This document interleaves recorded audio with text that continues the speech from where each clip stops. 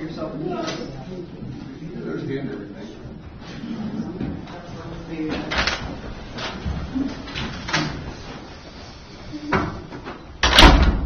Come on.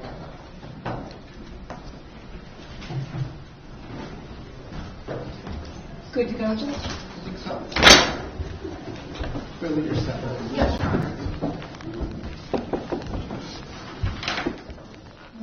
All rise for the jury.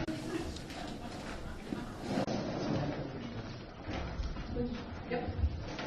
You got it right.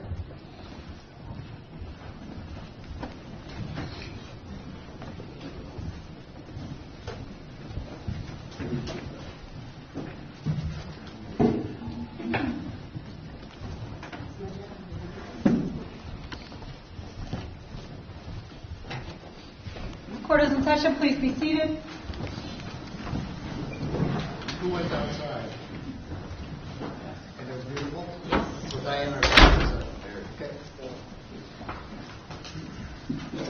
Thank you, Your Honor. So now, when we left off, we were talking about distinguishing between shock indicators and impairment indicators. Do you recall that?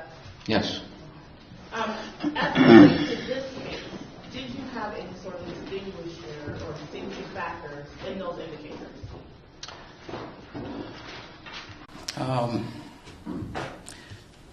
As far as the overall circumstances, so looking at everything as a whole, certainly the crash did involve shock. The way that the crash occurred, which was a failure to react to what was happening in front of Mr. Gaspar, and then inappropriately swerving off of the road, didn't involve shock. Constricted pupils doesn't involve shock. A low raspy voice does not involve shock. Confusion, things along those lines can be related to shock. So it really would depend on a lot of other factors. But proprioception, the ability to recognize where your body is, I don't believe has anything to do with shock. And then, things like, stepping off line, failure to follow the directions, could or could not be. It's hard to say. Lieutenant, in conjunction to administering the standardized field sobriety test and advising of those results, is there any paperwork you fill out and read to? I'm sorry, repeat. Is there any paperwork you fill out and read to the defendant at the conclusion of your evaluation?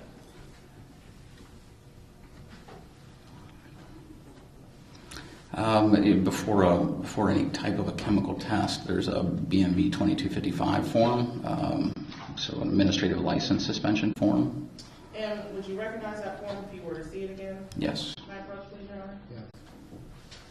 Then, did you ever get your water? I did get some water during the break, yes. You want some up here? It would be nice.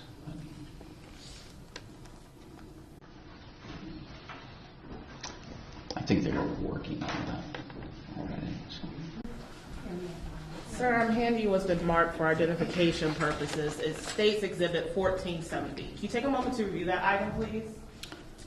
Yes, this appears to be the BMV 2255.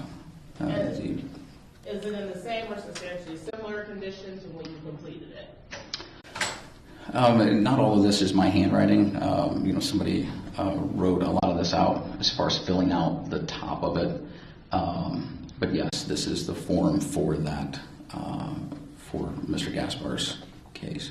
And when you say the top of it, are you referring to the personal identifiers associated? I am, yes. Yeah, somebody filled out the personal identifiers and things related to the case, and I filled out the part about the reasons before. It basically says I requested the driver by reading advice on the back to submit to a chemical test for alcohol and for the presence of any controlled substance or metabolite. My reasonable grounds for OVI is circled, arrest, before test work, and that information is listed here. And what information do you include on that form as your reasonable grounds? Crash, and in parentheses I have fatal here, constricted pupils, low raspy voice, poor FST, and that stands for field sobriety test, and admission of methadone. Lieutenant Gable, after you complete the administration of the standardized field sobriety test and the 2 additional tests that were administered to the defendant, what is the next thing that you do? I'm sorry? After you complete the administration of the standardized field sobriety test and the additional 2 tests to the defendant, what is the next step that you complete? After that, I wasn't sure if the investigators wanted to do an interview immediately following the field sobriety test, or if Mr. Gaspar was going to be arrested. I made a decision based on the totality of the circumstances that I believed that he was impaired. And so I summoned the investigators at the scene, looking for Sergeant Blake, who would be interviewing Mr. Gaspar. He came over. I signaled to him by putting my wrists together that an arrest for operating vehicle impaired was warranted, and then he informed Mr. Gaspar that he was under arrest. Lieutenant Gable, you indicated that you made a conclusion based on the totality of the circumstances with this case. Can you explain to us what those circumstances were that led you to your conclusion? Sure. Ultimately, the crash and the way that it happened, being a following too close or assured clear distance, just failing to react appropriately to slowing traffic in front of him, failure to recognize that traffic was slowing in time to react to that traffic. In and of itself is not impairment, but it can show impairment. Then in dealing with Mr. Gaspar, initially seeing constricted pupils. Constricted pupils are impairing. When your pupils are constricted and under normal light conditions or even bright or dimmer light conditions, that impairs your ability to see well. It affects your depth perception. It affects a lot of things. Moving into the way that his cognitive abilities or his ability to process information was impaired. So just in talking to him initially at the vehicle and just repeating over and over and over again something as simple as a request for his blood or urine for toxicology purposes, needing to repeat that repeatedly shows that there's a problem with his thought processes. But yet he was still able to formulate his desires as well. Through that, he was still able to tell me that he has a bad back, and he was still able to put some of that together despite his confusion on brand new information that was being presented to him. Getting him out of the vehicle, talking to him about doing the walk and turn test, and his performance on that test was not good. To have 3 solid clues out of 8, that's typically enough to make an OVI arrest. His rigidity throughout all those tests is impairing. It's if you can imagine just being rigid at all times and what that would do behind the wheel, that's an impairing factor of him. Failure to follow the instructions during the walk and turn, short-term memory problems during the walk and turn, questioning what he needed to do at the turn, stood out to me as particularly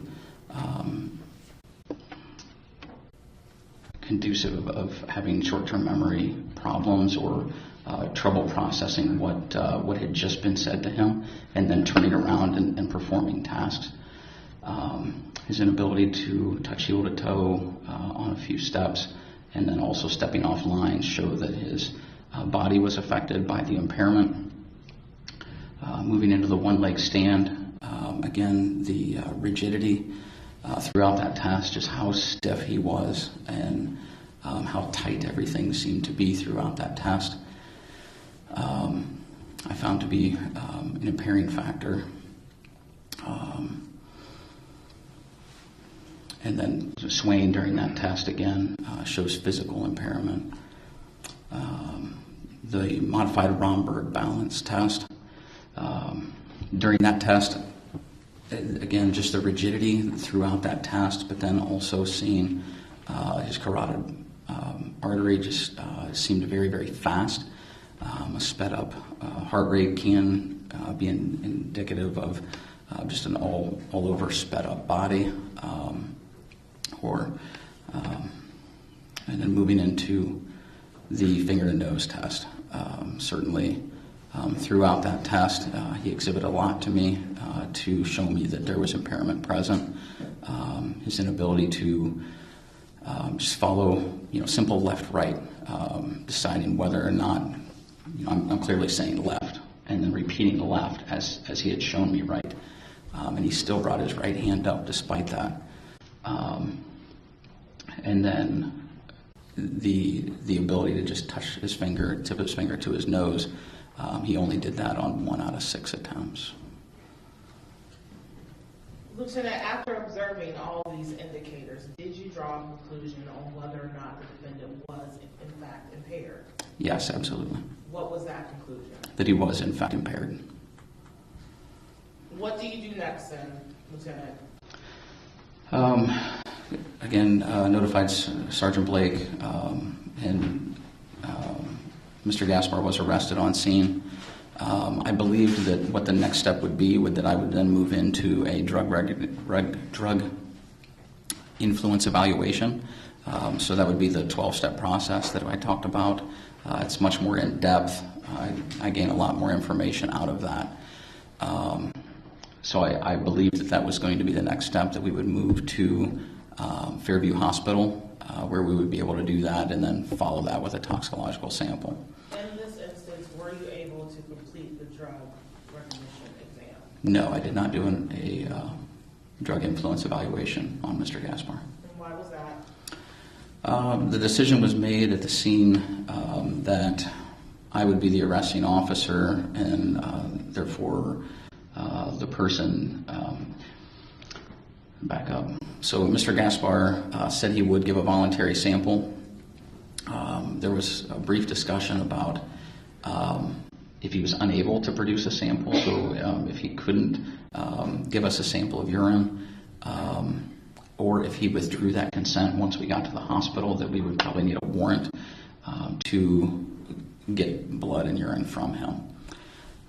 So then it was decided that I was going to be the arresting officer and therefore the affiant on the warrant, the person that's swearing that what's on the warrant is true. The plan was to take him to the hospital. Someone else was taking him to the hospital, and then I was going with one of our investigators, Trooper Case, to the prosecutor's office to get a warrant for his blood and his urine. So I left the scene with Trooper Case, and Mr. Gaspar was transported to the hospital.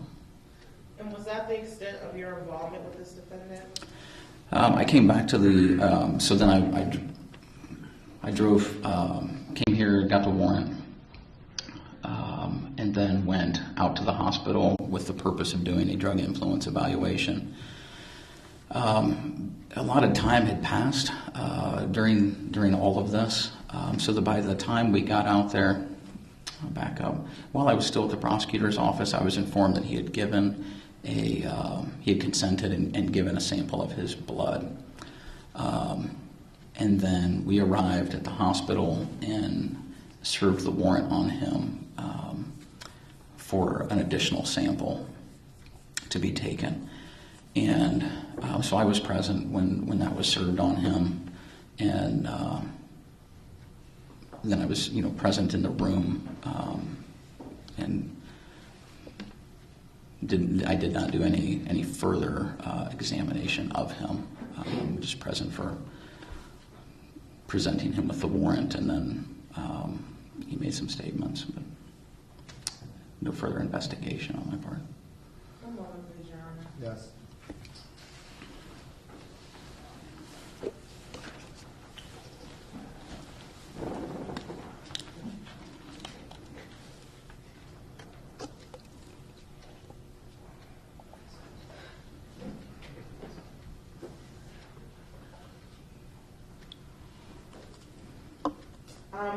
During the course of your interactions with the defendant, was he advised of his Miranda rights?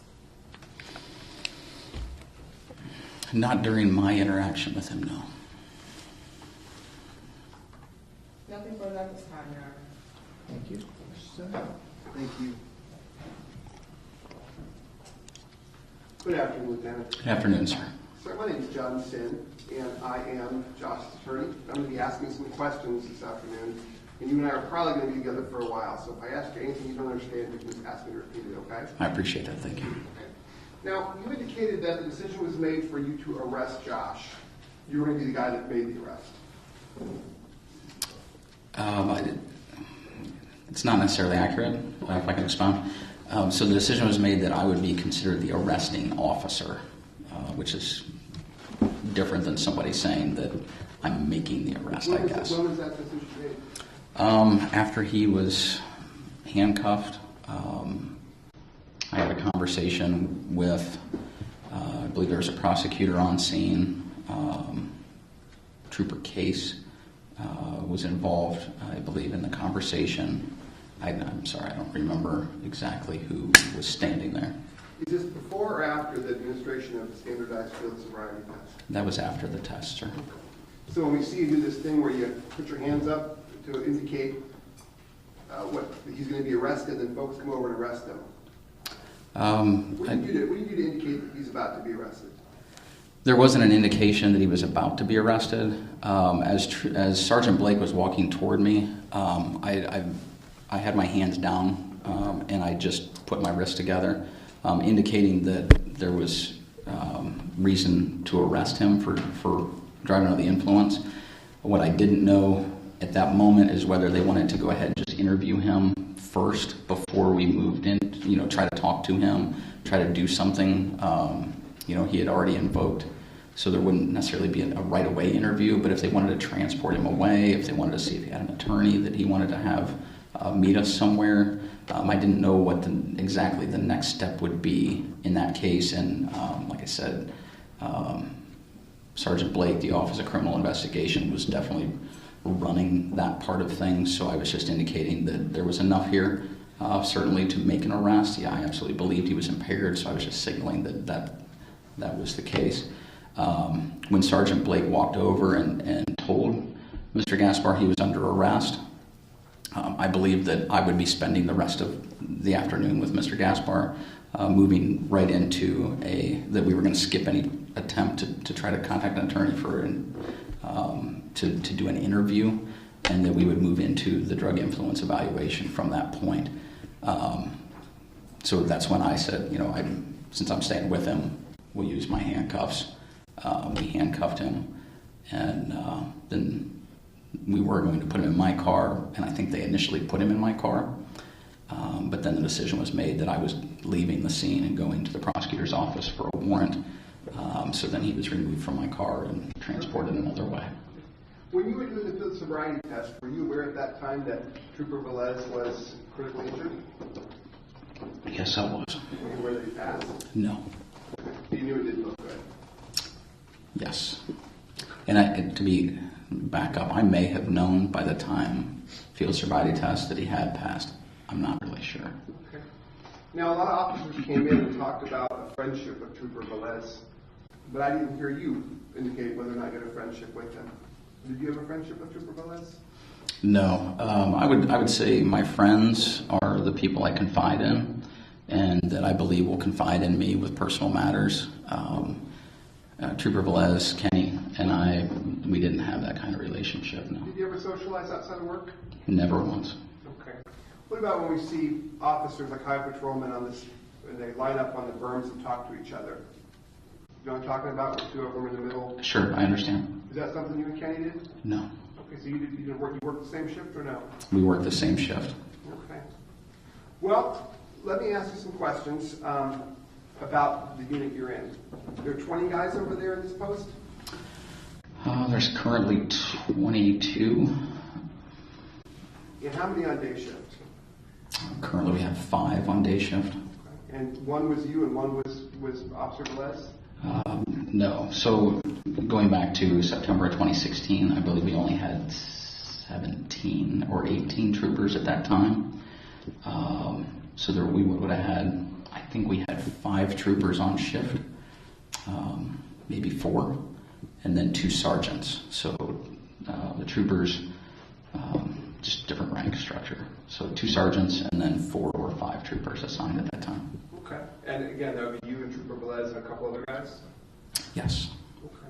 Would you back each other up on calls or stops? I don't know that I ever backed Kenny up on a call or a stop.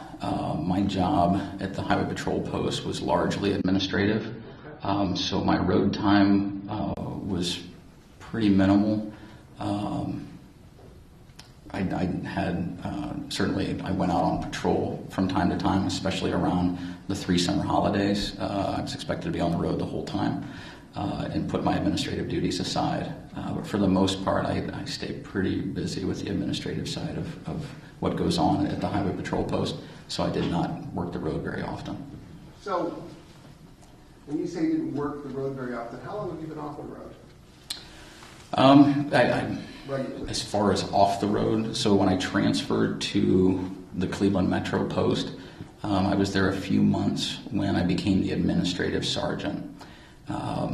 So that took me, instead of being the primary operational supervisor on the road, it put me in a little bit of a more administrative role. But to say off the road, I still was on patrol, still making, I think in 2016 I had maybe a dozen OVI arrests.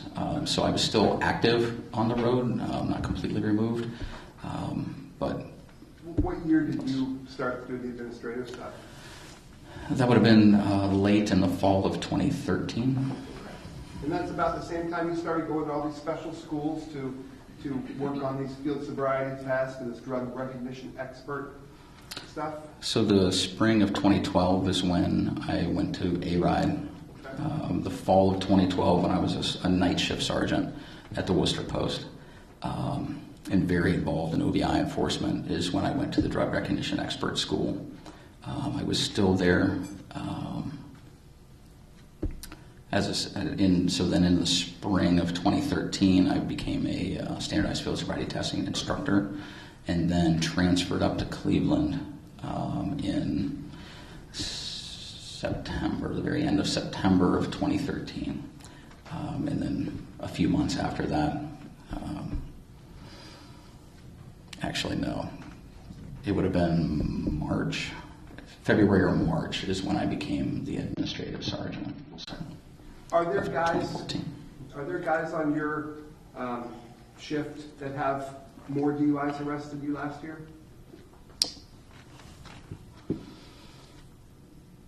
I don't know the answer to that. What's a typical number of DUI arrests for a non-administrative trooper? On day shift? Yeah. For a year? That varies pretty widely. Some have only a few. Some have gone a year without an OVI arrest. But then some are very active in OVI. Some work overtime at nighttime and specific to OVI enforcement. So there's a pretty wide range of what a trooper does and what their activity is.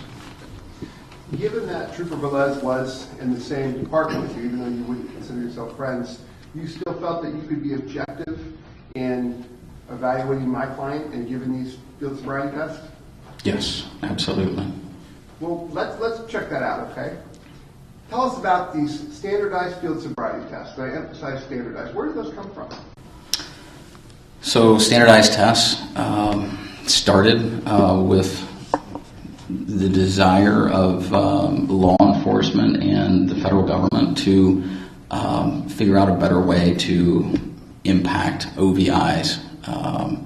And so, back it was 1977, the late 70s, out in Los Angeles, that Los Angeles Police Department officers started working toward developing a program that all officers could use to determine whether or not a person was impaired. So they looked for funding for that. They received funding from the National Highway Traffic Safety Association, or NHTSA, and some lab studies and then field validation studies were commissioned with the purpose of standardizing tests that officers could use to determine whether or not someone was under the influence. And then they followed that up with further tests in the mid-90s. And there's still ongoing testing today to determine, what tests are most appropriate for. Now they're looking more at drug influence or drug to driving, because that's certainly becoming more prevalent. Okay. As to these standardized tests in this group called NHTSA, NHTSA is National Highway Traffic Safety Administration? Association. And they're the federal group that decided to pull together all these tests and then provide training to officers across the country so these tests are done uniformly. Would you agree with me on that? No, I believe NHTSA is the funding source behind it. So they funded all of this. It's the International Association of Chiefs of Police, who certifies and provides the materials themselves. And they're the folks that are putting together the doctors and psychologists and optometrists and all of the, as well as police officers, to determine what tests are best. Now, do you teach some courses on these tests, do you not? I did teach a lot. Since my promotion, I haven't taught very much at all. So my teaching has taken a backseat role to my new position. And when did you get the new position? In January. So, in your teaching, though, there's a portion of the student training of the standardized field sobriety test where you talk about the development of the battery of tests and why they are considered to be accurate gauges of impairment. Maybe Yes. Not impairment, they actually don't test impairment, do they? The original lab studies and the original research, the entire premise behind them was to determine if there were a certain number of clues to be exhibited through these tests that would equal a likelihood or a high probability that a person would test over a certain per se limit. So back when they were first developed, that limit was 0.10, and then in the mid-90s there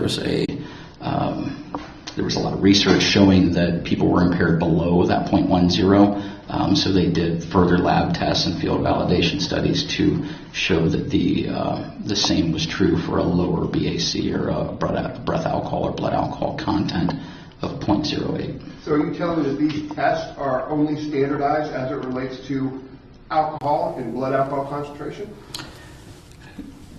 No, I'm saying that the tests were initially designed for that, but the tests themselves are all divided attention skills tests. So the research, as they're doing the research, they're specific to a certain number of clues equals a certain breath or blood alcohol concentration. But all of the tests that were chosen for the study, including the finger to nose test and the modified Romberg balance test and also a tracing test that they've since nobody follows. All of those things were considered as potential tests for all the research that was being done, and they chose all the divided attention skills tests because of the divided attention that it takes to operate a motor vehicle.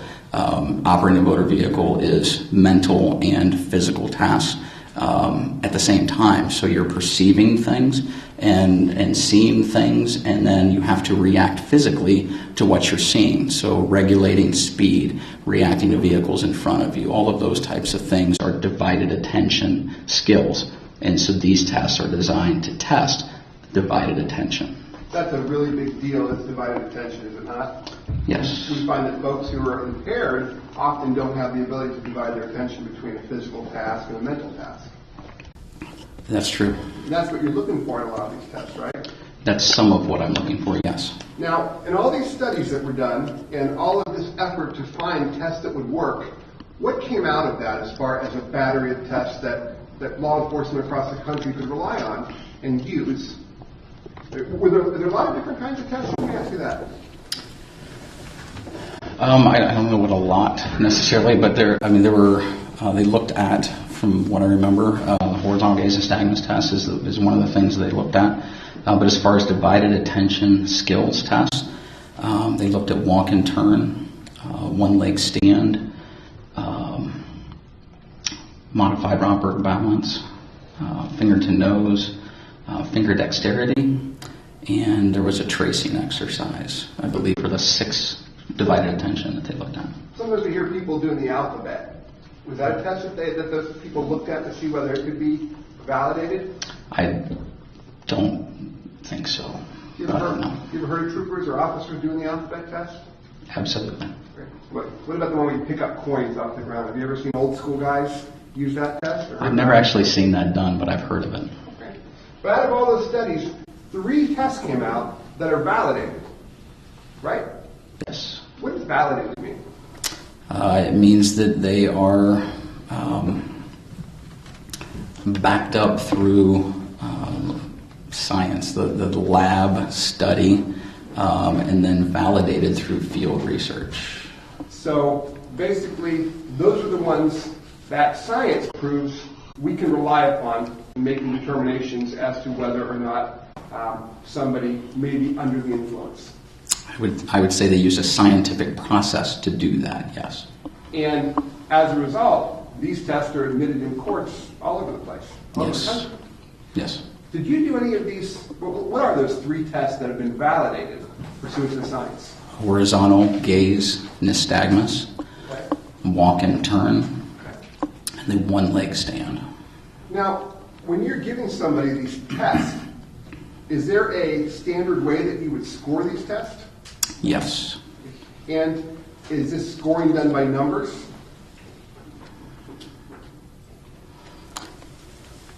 For the horizontal gaze nystagmus test, I suppose you could say there are numbers attached because there's 6 clues, so you're looking for 1 clue in each eye for 3 different checks, so a total of 6 clues.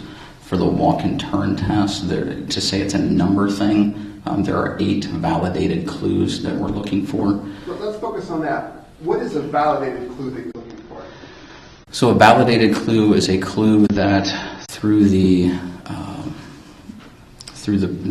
people that did the studies determined was something that accurately represented. It was something that the subjects during the study had the highest probability of exhibiting or showing during the tests. And those are clues that the government tells law enforcement they can use in evaluating how somebody performed on these tests. Yes, those clues are specific to those tests, and the International Association of Chiefs of Police is who puts out those things. Now, there can be non-validated clues that an individual officer may think about, but those aren't the ones that you use in determining whether or not somebody performed well on a test. For instance, I could have rally burger all down my shirt when you pull me over. And you could look at that and go, oh boy, he's eating rally burger at 3 in the morning. That's a clue.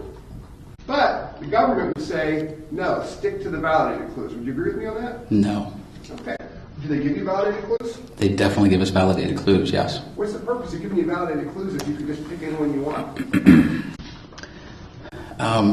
Standardized clues help that every officer everywhere is doing the same thing. That's why it's standardized. It's validated so that it can be trusted. We can trust that if a person performing tests exhibits a specific number of clues, the likelihood of them testing over a specific limit is there. And then since that initial stuff, the ARIDE and DRE program have expounded on that and found also to be true that those tests also apply to beyond alcohol, but also to drug impairment. Okay. Well, let's focus on those 3 battery tests that we can agree are standardized and have validated clues. You did those on my client. Yes. And the first test you did on him is called a horizontal gaze nystagmus test, right? Yes. And it consists of 14 passes in front of his eye? I don't know how many passes. It really depends on him and whether or not he is doing what he's supposed to do during the test as to how many passes actually make, but there's no set passes, number of passes. It's not something that I would even consider. Let's start with the first clues you're looking for, the first validated clues on that test as it relates to my client. The first clues you're looking for are what? So a lack of smooth pursuit is What does that mean to you, sir? So everyone's eyes have natural nystagmus. It's an involuntary jerkiness of the eyes, but it's not visible typically. When alcohol and certain drug categories are introduced into the body, it makes the jerkiness of the eye visible. And so lack of smooth pursuit is as I move a stimulus or a pen or finger, moving things in front of someone's face back and forth.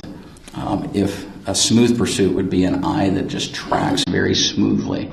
It's taught as a windshield wiper on a wet windshield. It's very smooth movement. A lack of smooth pursuit would represent more of a windshield wiper on a dry windshield, where the wiper mechanism is wanting to push that wiper along the windshield, but the dryness of the windshield keeps it from going. So there's a lagging of the windshield wiper as it moves. So lack of smooth pursuit is the eye as it moves to the side, lagging behind rather than just smoothly transitioning to maximum deviation or the furthest point. And I can assume that there's 2 clues, one for each eye in that first portion of the horizontal gaze nystagmus test? You're correct, sir, yes. Out of those 2 clues, how many did you observe in my client? None. Let's move on to the second, the second scoring element of that test. Where do you move on to after that? What are you looking for? The next set of clues. The next set of clues is distinct and sustained nystagmus at maximum deviation. Everyone's eyes, when they're moved to maximum deviation or as far to the side as they will go, have an endpoint nystagmus. So as it moves out there and stops, there's a time where nystagmus can be observed. That dissipates right around 3 seconds for most people. So the instructions are to move a stimulus to maximum deviation and hold it for a time minimum 4 seconds. And then there's also something called fatigue nystagmus, so you can't hold it there too long. So the minimum is 4 seconds. Fatigue sets in somewhere beyond 30 seconds. So the test is performed to move the stimulus to maximum deviation and look for distinct, meaning it's very, very visible, it's not a maybe, and sustained, meaning that it continues beyond that time where you first observe it. So again, move the stimulus out to maximum deviation, hold it for a minimum of 4 seconds, a maximum of 30. Okay. And I can assume that there's also 2 clues on this test, one for each eye, this portion of the test.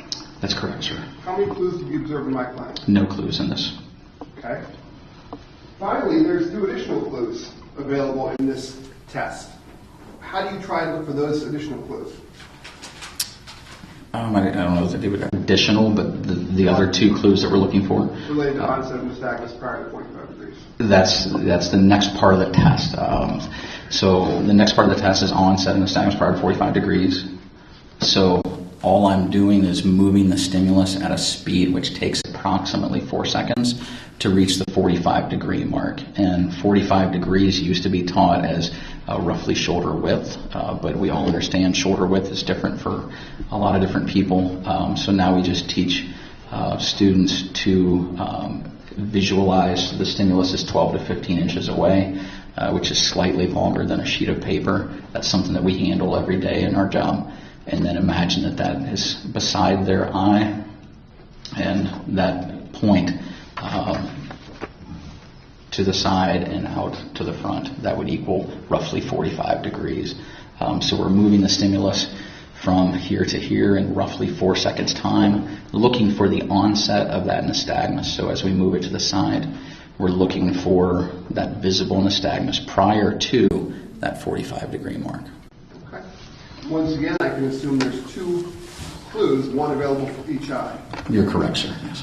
And there's a total of 6 clues available in this test, this standardized test. Yes, 6 total clues, 3 in each eye. Okay.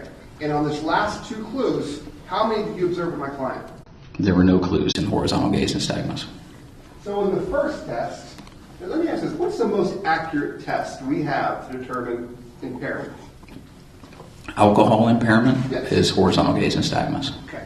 And out of 6 possible clues, you observed 0 in Josh. That's correct, That's yes. a perfect score. I'm sorry? That's a perfect score. It's 0 clues out of 6 for a test that only shows up in 3 out of the 7 drug categories. Yes. Okay. But it is the one standardized test that's done all over this country. You chose to do it, and you passed perfectly. Yes. Okay. The next test you do is a walk and turn test. Correct? Yes. How many clues are available in the walk and turn test? And back up. That's the next standardized. I want to go back a minute. I'm sorry. There is an additional step to the HGN test. Maybe it's not. Maybe I'm talking about vertical nystagmus here. Yes. Vertical nystagmus is when you take go up and down like that. That's where you go up and hold it at maximum, and for a minimum of 4 seconds. Now that's not. There's no clues on that, right? There are 2. There's definitely a clue, a presence or a lack of presence. Okay. So that's treated separately, kind of as a separate test from HGN. It is, but it's linked. It's done following HGN. Why is that test important? Vertical gaze nystagmus is seen when it could be seen when horizontal gaze nystagmus is present. Vertical gaze nystagmus is something that shows that the person who is affected by horizontal or is affected by a substance that shows horizontal gaze nystagmus has a high dose for them. So, in an example of someone that drinks alcohol, if they drink more than their normal dose, if they drink, they overdose, they're on alcohol, then vertical gaze nystagmus will be present if horizontal gaze nystagmus is present. If they drink a dose that they're used to, that their body is used to, then vertical gaze nystagmus will not be present. And then also with regard to dissociative anesthetics, such as PCP or dextromethorphan, you expect to see vertical gaze nystagmus as well as resting nystagmus, despite any horizontal gaze nystagmus clues. So it can be a clue that somebody's on some pretty heavy-duty drugs, that horizontal nystagmus, vertical nystagmus is indicated. It could be a clue that someone is under the influence of dissociative anesthetics or has a higher dose than what they're used to for central nervous system depressants or inhalants as well. Did Josh have that type of nystagmus either? No, there was no vertical gaze nystagmus in Mr. Gaspar. And I was going to move in next, sir, to the walk and turns test. When we did this a minute ago, you thought we should go somewhere else first. Am I wrong on that? No, just if you want to go to standardized test, that's the next standardized test with Mr. Gaspar. So I'm sorry I interrupted. That's okay. The next standardized test is the walk and turn test, correct? Yes. Standardized across the country. Yes. And it's taught to officers across the country. Yes, and the world actually. It's international. And it's got validated clues. Yes. Okay. How many validated clues are available in this test? There are 8 total validated clues in the walk and turn test. Can you tell us what those clues are? Sure. So during the instruction phase of the test, as I explained earlier, if someone moves their feet, actually separates their feet during that test, then that's a clue. Or if they begin the test before they're told it's time to begin the test, that's a clue. So those are the only 2 clues that can be seen or counted during the instruction phase of the test. Now, are those clues counted in that number 8? They are, yes, sir. Then the additional 6 clues remaining once the person is told to begin the test that I described earlier, it's the same test. If they stop while walking to steady themselves, if they fail to touch heel to toe, if they raise their arms for balance more than 6 inches, the heel to toe, it's more than a ½ inch. If they stop while walking to steady themselves, if they turn incorrectly, or if they take an incorrect number of steps. Those are the remaining 6 clues. Let's talk about Josh. You gave him some instructions, and you put him into the instruction phase, and you had him maintain a position, correct? I did, yes. And there are 2 clues available during that particular portion of the test where you're giving him instructions, but you're also eyeballing him, right? Yes. In one, you're waiting to see if he can't hold this position. Correct. That'd be a clue. Yes, sir. And secondly, if he starts walking too soon, or starts doing the test before you're done giving him the instructions. That's correct, yes. Did you see either of those 2 clues with Josh? No, I did not. Okay. And then you move into the point where Josh is walking the line, and there are 6 available clues. And they go from, I think you said them all, counting out loud, raising your hands for balance. Counting out loud is not a validated clue. Okay. What are the validated clues that you observed in Josh?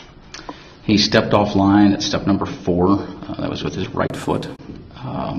He failed to touch heel to toe, much greater than a ½ inch. On step number 7 and step number 8 on his first set of 9 steps. At the turn, he brought his right foot around and touched the heel of his right foot to the toe of his left foot, as though to take another step, but didn't actually land that step. So he didn't actually put his foot all the way to the ground, but then slid that foot off to the side and came off balance, and then caught himself with his right foot and stopped at that point. So I counted that as a stopping. And then in his turn, he was told to take a series of small steps around. He took 1 large step and then 1 small step and then began walking again. And then on step number 7, on his return 9 steps, he again failed to touch heel to toe. When someone steps without stepping heel to toe more than 1 time, do you count that as more than 1 clue? No. If someone misses heel to toe on all 9 initial steps, it's still just 1 clue. But it's certainly more significant if they do it more than once. In this particular test, which is a divided attention test, is it not? It is a divided attention skills test, yes. Now, in that test, it's important that you do a medical qualifier, correct? Ask them if there's any problem, neck, back, or legs, any balance issues. That's the kind of the medical qualifier. Why is that important to medically qualify somebody for this test? It's not really a medical qualification, but it's just ensuring that there's nothing that is going to hamper the test or the perceived results of the test. There are certain injuries that an individual could have that could hamper his ability to walk that line or hold that balance, correct? Sure. Certain injuries, certain illnesses, sure. And did Josh say that he was suffering from any injuries? He said that he had a bad back or a sore back. I don't remember exactly what he said, but he said he had some prior back problems. Okay. Would that be on the video somewhere if the jury watches it? No. So do you remember him telling you he had a bad back, a bad hip, bad knees, No. falling off a roof? No, the back is what I remember. I don't remember any bad hip or bad knees. And when he was in the instruction position for the walk and turn, he did say that his knees were shaking. He was tremoring pretty obviously. So I did definitely noted that. I told him that I would try to get through the instructions and let him go ahead and continue the task. What does the manuals that you work off of, and I believe that when you teach these classes, and when you attend these classes, you are learning from a manual provided by NHTSA, correct? It's funded by NHTSA, provided by the International Association of Chiefs of IACP. Okay. And what does that manual tell you to do with information about somebody's injuries with respect to scoring or even giving these tests? It either needs to be taken into account or at least questioned. That's the instruction that's given to students, is when someone tells you that they have a problem. Like in this case, Mr. Gaspar said he had a bad back or a sore back. So the follow-up to that is, how does that affect you? Are you in pain right now? He was tying his shoes, bent over, so I asked him, was it hurting you at that moment? And he said, no, it wasn't. Then followed that up with, do you feel like it's going to affect your ability to walk in a straight line? And he said he didn't think it would. He felt like he should be just fine. Okay. And on that particular test, you observed 3 clues out of a possible 8. Yes. Yeah, I didn't count the incorrect number of steps since he didn't actually put that foot all the way to the ground. I didn't count that as a clue, but so 3 solid clues, yes. Out of the 3 standardized tests, the 2 divided attention test, is one divided attention test more accurate than the others? As far as the walk and turn or one leg stand? Yes. That depends on the study. The original research, I think, put the walk and turn at more accurate, and I think that later research has said that the one leg stand may be more accurate, but it's really by just a couple of percentage points. Okay. So it's negligible. Let's talk about that next test that's currently the most accurate divided attention test. That's called a one-leg stand? The one leg stand test, yes. Tell us about that. How many clues are available on that test? There's 4 validated clues in that standardized test. And how do you administer that test? You don't have to tell me how you did it, but what are you looking for? Basically, throughout the test, I'm looking for a lot of things. But the standardized clues that the validated clues that I'm looking for are swaying, putting one's foot down, raising arms more than 6 inches from the side, or hopping. Okay. And how many clues did you observe in Josh with respect to that one-leg stand?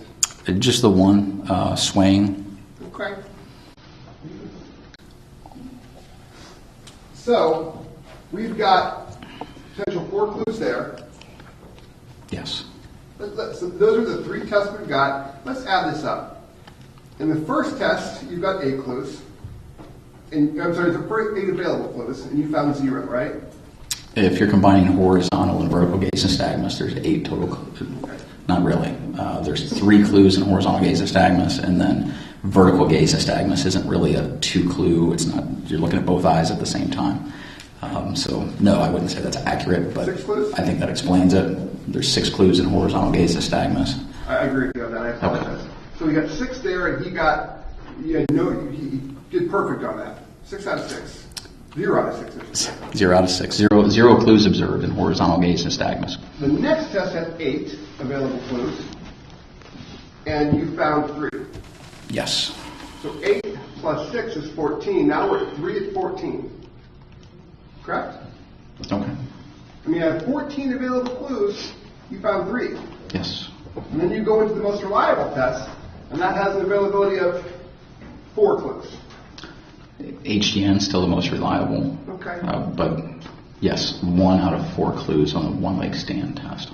So that puts us at 4 clues for how many potential clues? We've got 8, 9, 10, 11, 12, 13, 14, 15, 20. Did I do that wrong? I think it's 18. Okay. So we got 4 out of 18. 4 out of 18. How would you evaluate that with respect to any other kind of test you take? Is 4 out of 18 a fail? That's not a pass-fail. Standardized field sobriety testing is not a totality of all 3 tests put together and then a pass-fail. That's not the way that works. Okay. But you do use the scoring criteria to determine whether or not to arrest somebody. Not on every single person. Well, let's look at it another way. Out of 3 tests, my client passed 2. Again, sir, it's not a pass-fail. It's not that he passed something and failed something else. I'm looking for clues.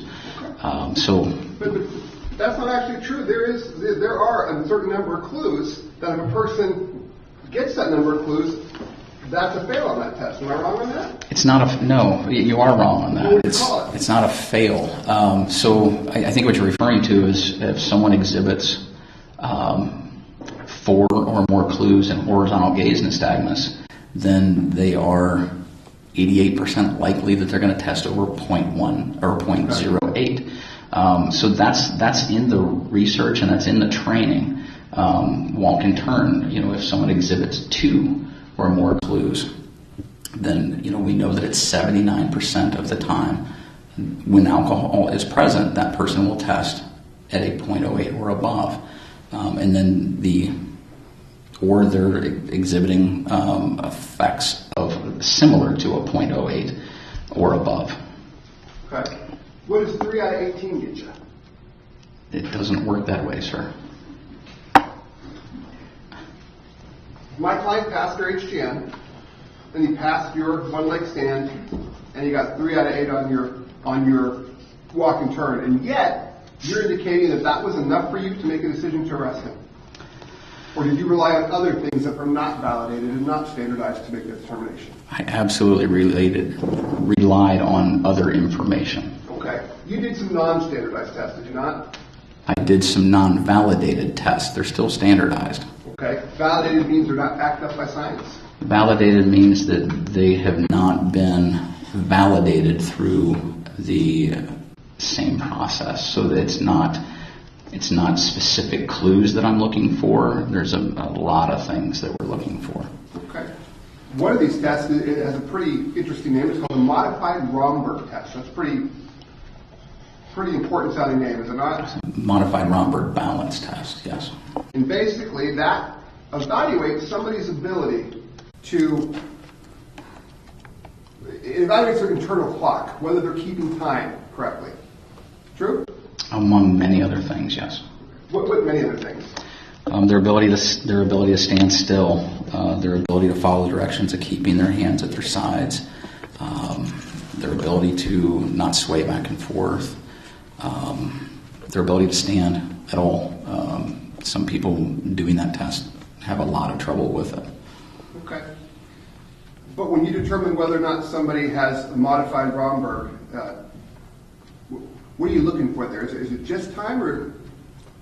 No, it's all of what I just said. Okay. Certainly time, and then just body cues. Are there certain drugs that would affect somebody's internal clock?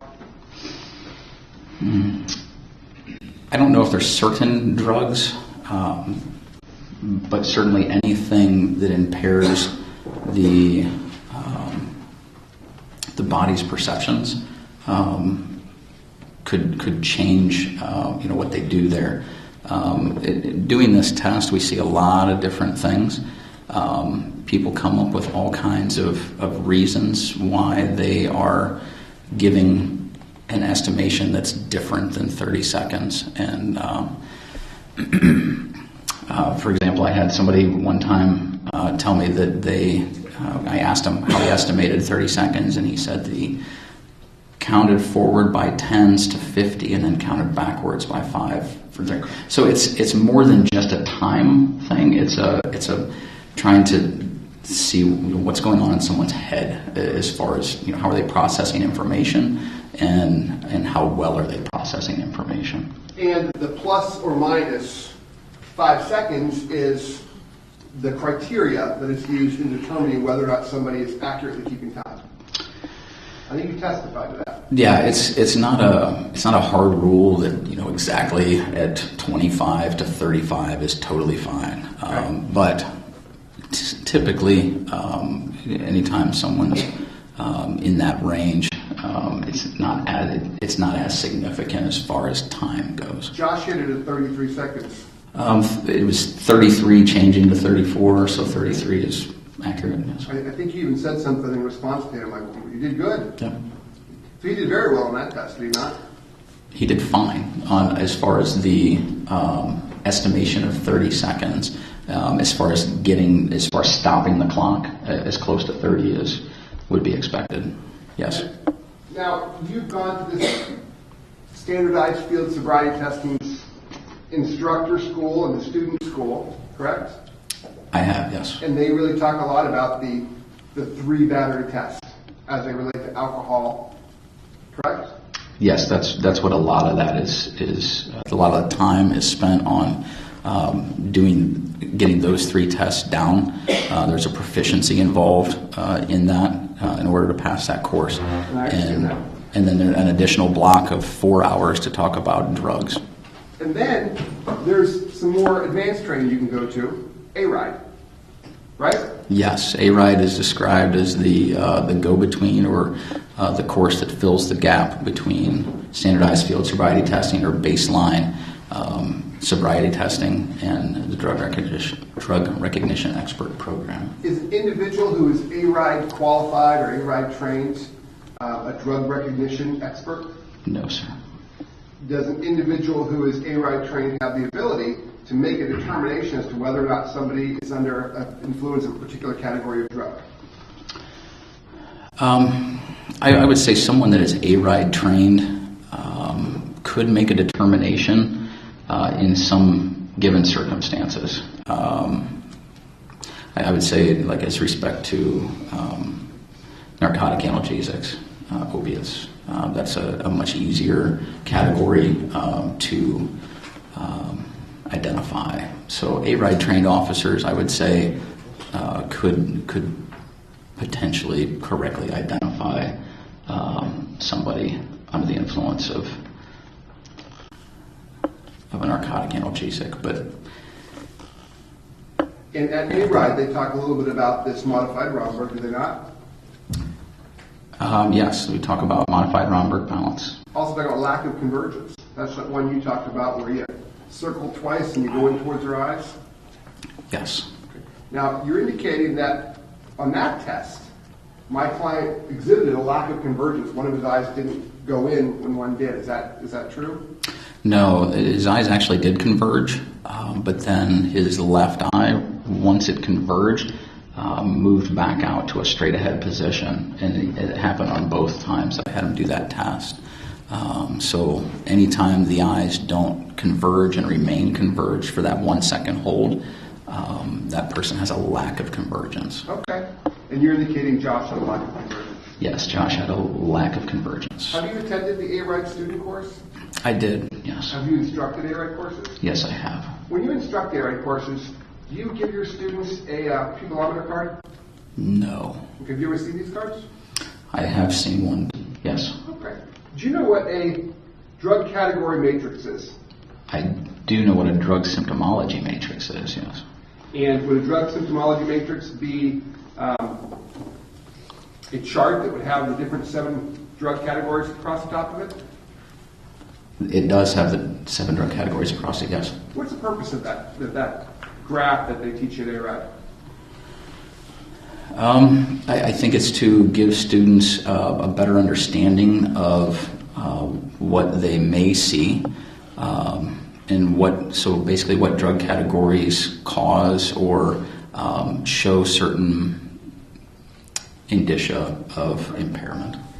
It's true that if you follow this chart and do the test that this chart provides, you should be able to eliminate certain drug categories or include certain drug categories based on the symptoms that they exhibit in the body. It's not that simple. It's not that easy to just say that some are eliminated, because there's some categories cause things to be visible. Some categories don't affect some things in the body. So it's just not that easy. I want to take a look at my chart here, if you don't mind. Turn it around. Nope. I'm going to make it. That look familiar to you? You can step down if you need to. Without studying it looks like the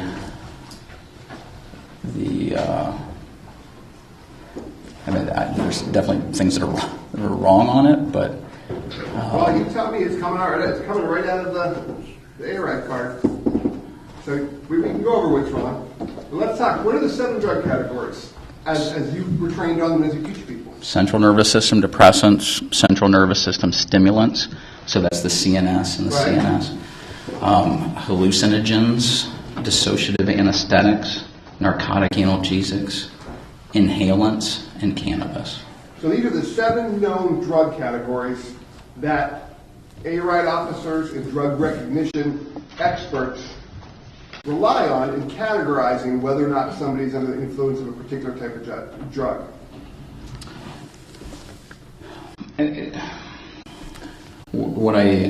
Yes, it is, we do use a symptomology matrix similar to what you're looking at. And so it helps us determine, for instance, horizontal gaze nystagmus, that's what the HGN is in the upper left. Typically with a central nervous system depressant, typically with dissociative anesthetics, typically with inhalants, you expect to see horizontal gaze nystagmus. Let me get there real quick if I could, and I appreciate it. Cannabis is weed, right? THC. Or synthetics that also react with the CB1 and CB2 receptors, yes. Stuff that fits in that category. Inhalants can be paint, huffing things. Toluene. I'm sorry? Toluene, Toluene. So Furniture polish. volatile solvents, anesthetic gases, things with propellants. So huffing a lot. Nitrous oxide. Nitrous oxide absolutely fits there. Narcotics analgesics. That includes methadone, prescription, correct? Yes, And lots of opiates, yes, from pain pills possibly to heroin. yes. Dissociative anesthetics. Dissociative anesthetics, yes. That's one other class of drugs. What are those? Phencyclidine or PCP fits in that category, as well as dextromethorphan, or DXM for short. Ketamine, which is an animal tranquilizer used for surgery. People abuse that. So there's things that basically give you that mind-body complete separation, different than what you get with narcotic analgesics. Can sometimes have a dissociative effect to them, but they're classified differently than dissociative anesthetics because they do different things to the body. Thank you, Lieutenant. Hallucinogens. Those are shrooms, LSD. Ecstasy, MDMA, yes. Okay. Central nervous system stimulants. Cocaine, methamphetamine, coffee. Monster drinks, yes. Caffeine is a central nervous system stimulant, and just like coffee is a stimulant, but in small doses you're okay. In large doses, it can cause you a lot of problems. Just like cocaine, methamphetamine, amphetamines, Adderall, Vyvanse. There's a lot of prescription stimulants as well. CNS depressants. What are those? It's a huge category full of a lot of prescription medications. Alcohol. Alcohol certainly fits in that category. And lots of other prescriptions that kind of stimulants take you up, alcohol or depressants going to bring you down. Is that fair to say? That's fair to say, yes. Now on the other side of my graph, I've got a couple different things here. Have you seen these types of initials or abbreviations before? Yes, HGN is an acronym for horizontal gaze nystagmus. VGN is the acronym for vertical gaze nystagmus, what we've been talking about. LOC is lack of convergence, again, something we've been talking about. Pupil size, and then time estimation doesn't belong there. Would we call it the Romberg test? No.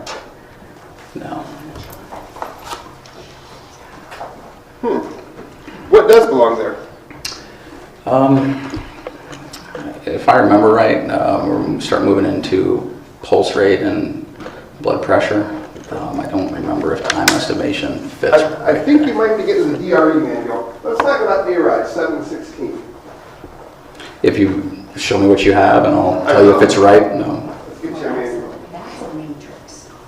I'm going to show you. I probably should put a sticker on it. Dennis, you're going to lose your card here. Can't be stickers. Yes, you should. Sorry.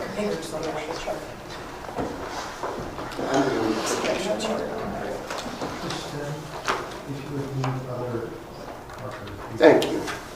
We did the whole thing in red because we couldn't find it, Your Honor. Thank you.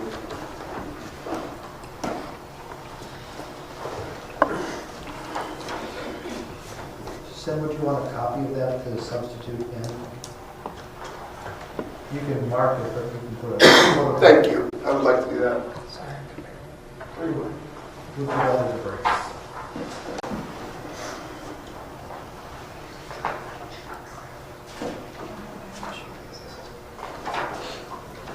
Maybe know that things you want to stand up and you have a second.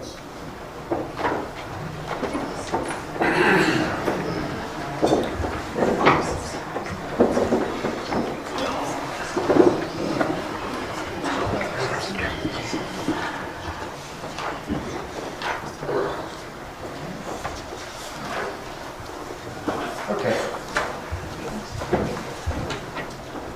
Let's go to mark A. Shall I use letters? Yep, A. Thank you, Your Honor.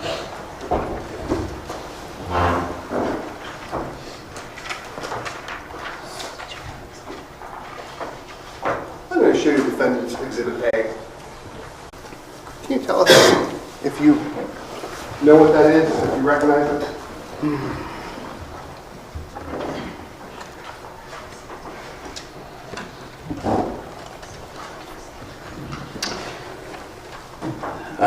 It says right on it, pupilometer, it says A-ride 716.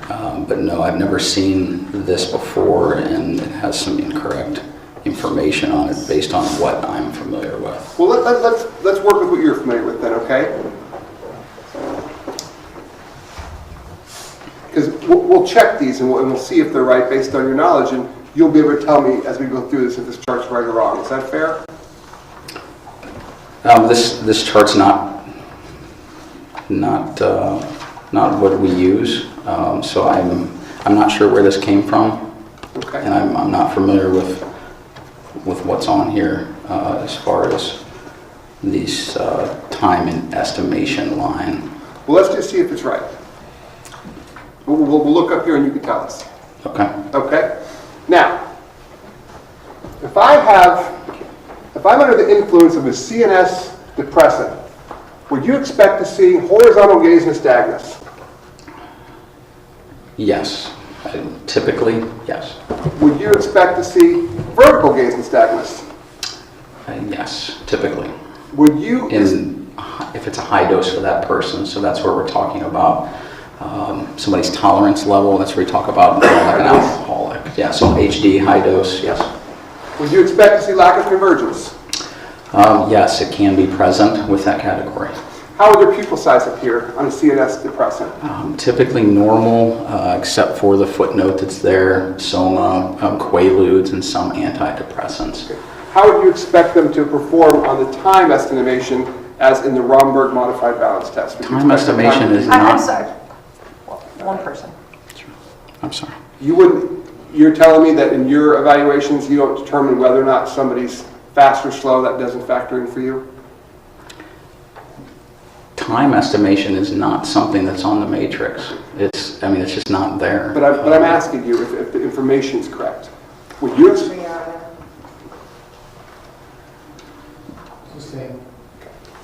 So, with respect to the CNS stimulant, would you expect to see HGN? Not normally, no. Would you expect? Not in that category all by itself, no. Would you expect to see VGN? Not if that's the only category that the person has in their system, no. Would you expect to see lack of convergence? Again, not if that's the only category that they have going on in their system, no. Would you expect to see dilated pupils? Yes, you would expect to see dilated pupils if CNS stimulants are the only thing So let's see how this affecting chart... their body. I'm sorry. Let's see how this chart works. I'm not going to talk about the time estimation because I don't think you'll agree with me on that. But let's use what we have. So, can we determine, based on your evaluation of my client, whether or not he had HGN? He did not have HGN. So, based on the fact that my client did not exhibit HGN, we can determine that he is not under the influence of a CNS depressant. Would that be correct? We can rule that out. I would say it is highly unlikely that a CNS depressant was present Because in Mr. Gaspar. Because he doesn't exhibit an HGN. Because he does not exhibit HGN or VGN. So we can eliminate that one. And also, his pupil size wasn't normal, right? That's wrong. He didn't have that. His pupil size wasn't normal. Lack of convergence was present. Correct. And VGN wasn't present, but then it's a high dose, so I'm just going to call that even. Okay, so that's gone. CNS stimulant. We can look at that and we can say, my client didn't have HGN. Well, that's good. He could still be there. He didn't have VGN. He could still be there. He did have lack of convergence, and that wouldn't fit, would it? Not with the matrix, no, it wouldn't. And he had constricted pupils, and these would be dilated. And again, that's why I kept saying not if CNS stimulants are the only thing affecting him. So polydrug use is pretty common. That's where somebody uses multiple drugs that span categories. So there's something called an overlapping effect. So where somebody,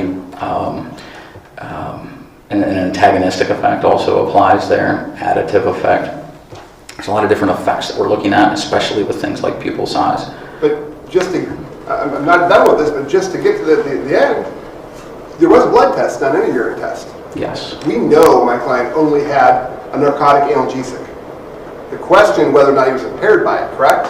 Whether or not it was exhibiting itself in his actions. No, I can't say that. You can't agree that he only had a narcotic analgesic? No. You don't accept your lab's blood work or urine work? No, I accept that that's the only thing found. I don't. Oh, okay. Well, let's keep talking. CNS stimulant. That one doesn't fit either, so we can wipe that one out. I would disagree. You don't disagree? I disagree with that. Why? You think that you can keep CNS stimulant there? My client's pupils were constricted. These are dilated. Yes. How would my client be under the influence of a CNS stimulant with constricted pupils, very small, when the exact mechanism of this drug is to wide open the pupils? Sure. So what you've already said is that he definitely had methadone in his system, both in his blood and his urine. So that tells us for sure that he had methadone, which fits in a narcotic analgesic category. He does have constricted pupils, which fits that category.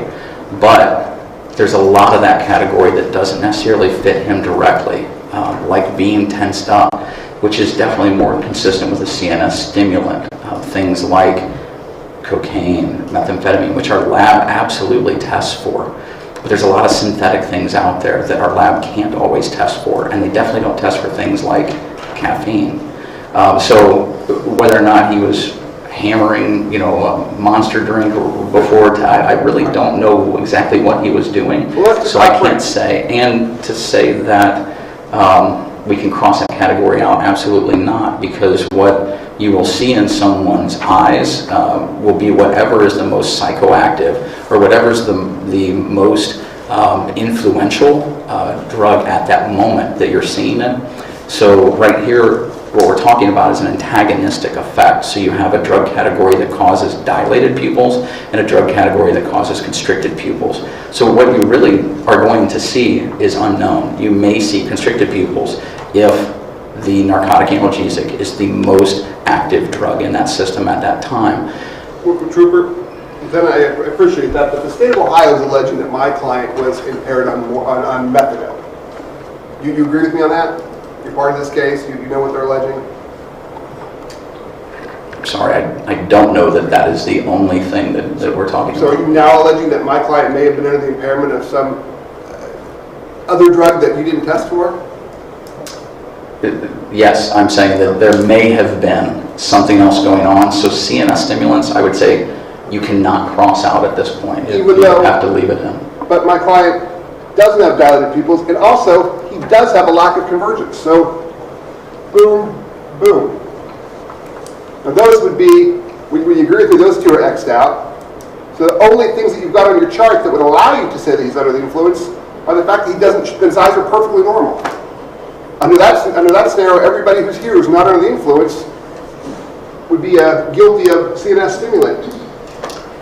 Again, you can't rule out CNS stimulants based on what's presented. Okay. You would have to leave CNS stimulants in. It's not a simple rule out. How would you rule them out? how would you rule out CNS stimulants? Right.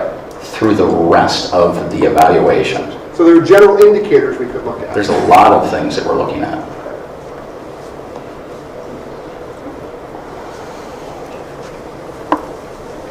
Thank you, sir. Now, Mr. Senator? yes. Copy that now while you talk. Oh, thank you, sir. Okay, appreciate it. I'm not going to give it to you, sir. All right, time estimation. I take it you won't agree with me that CNS stimulants cause individuals to estimate the passage of time quicker. I would disagree with that. Okay. Hallucinogens. You're not going to show HGN, you're not going to show VGN, you're not going to show lack of convergence, and the pupils are going to be dilated. Would you agree with that? Yes. Okay. My client has this. If that's the, I'm sorry, if that's the only category that's affecting him at that time, then yes, I would say that's what you would expect to see. Okay. So, we're going to say that he does have lack of convergence, that's out. He's constricted, that's out. Now, you may not agree with me because you think that maybe there's a possibility that he's on some combination of drugs that weren't tested for. Yes. And But your, I'm and saying your evidence that's, for that would be? I'm saying that's possible. Okay. But your evidence for that would be? Just my observations of him. Okay. Now, disassociative anesthetics. That would have HGN. That would have VGN. That would have lack of convergence, and the pupil size would be normal. Well, my client didn't have that. He didn't have that. He did have that, and his pupils were constricted. So I'm assuming we can rule out that one. I would agree that based on everything that I saw, we can go ahead and rule out dissociative anesthetics. Point out for me if you think my chart's wrong, because I wiped out this stuff down the bottom because you don't agree with it. So now we're going to get to the one that that we're saying he is impaired by. This is the big one. This is methadone. Okay? A narcotic analgesic. You would expect that my client wouldn't show any HGN, which he didn't. Wouldn't show any VGN, which he didn't. Wouldn't show a lack of convergence, which he did. And you would expect his pupils to be constricted. All right? And under my chart, which you don't agree with, I would say that his passage of time would be slow. Do you agree with me on this passage of time and how a person under the influence of an opiate would do on the modified Bromberg passage of time test? I disagree with him. Do you think they would go fast? They may. Or slow? In my experience, people, when you're doing the modified Bromberg balance test, like I said, people estimate time a lot of different ways. So I've certainly seen a lot of people who are under the influence of heroin, which is a narcotic analgesic, methadone, which is a narcotic analgesic, stop the test much prior to the 30 seconds for various different reasons. So to say that you can just categorize them all and say that their body clock or that their estimation is going to be fast or slow is completely inaccurate. You can't say that. No, I didn't make this chart up though, did I? This is POT in A-Ride, is it not? No. Time estimation is No, not on a not symptomology time matrix. I'll take this out for you. But everything else, these other four, are right in the manual. And I can show them to you in the manual. You teach out this A-Ride manual, do you not? When you taught A-Ride, I've got the revised 2015 manual in my hand. And I'm looking at the drug matrix on page 50 out of 75. Mr. Secretary, can I see it, please? Sure. Thank you so much.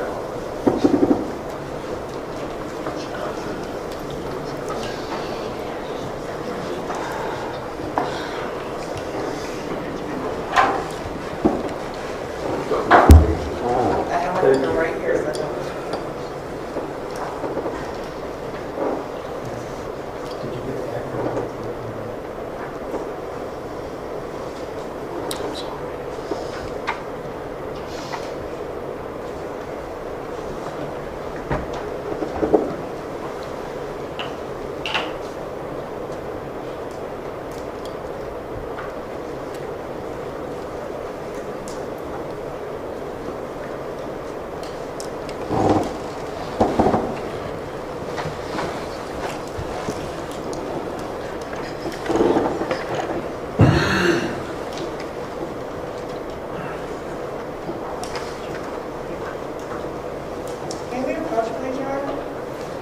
Yes?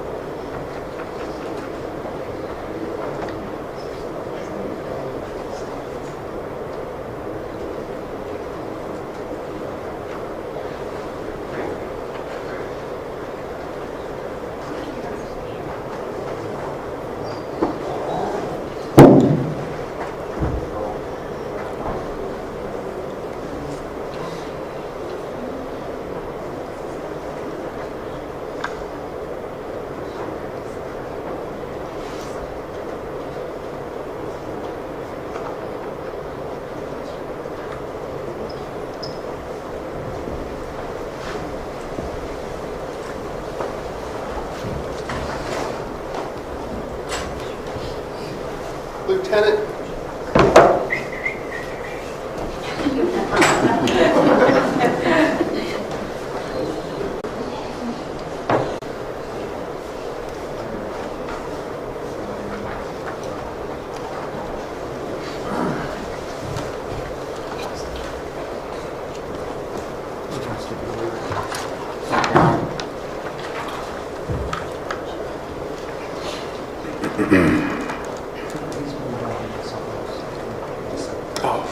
Thank you, Ron. Lieutenant, you teach advanced roadside impaired driving enforcement, do you not? I do, yes, I have. Have. Yes. You've also been a student in the class at one point, 2012, yes. and then at some point you taught students. That's correct, sir. And when you taught the students, you taught them from an instructor manual Yes. provided by the, well, it was provided by, but funded by the National Highway Traffic Safety Administration. We called it a NHTSA manual. Yes. And when you participated in the class, you participated out of a student manual. Yes, I received a student manual. Okay. I'm going to show you the 2015 student manual, specifically. Objection, can we have the state identify that that manual is applicable to? Because I'm going to show them the specific page. I'm going to show you page 50 out of 75. That drug matrix that I'm referring to. Can you let us know if you recognize what that is? And particularly the chart. So the revision date on this is 10 of 2015. I'm not sure that I've taught out of this manual because it wasn't released until 2016. I've taught A-RIDE, but as far as when I teach, just like all the other instructors, I only teach portions of the information. So I don't remember exactly what I taught for each of those A-RIDEs to say that I specifically taught this section. So that's all I would say in regard to that, I guess. Well, do you recognize that section?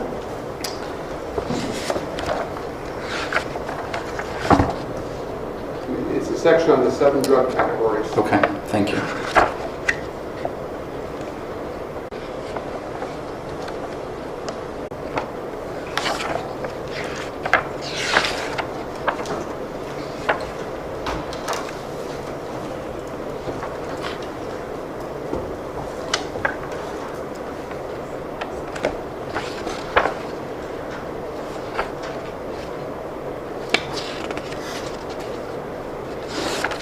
I mean, you're not telling us that the information that you utilized is outdated, are you?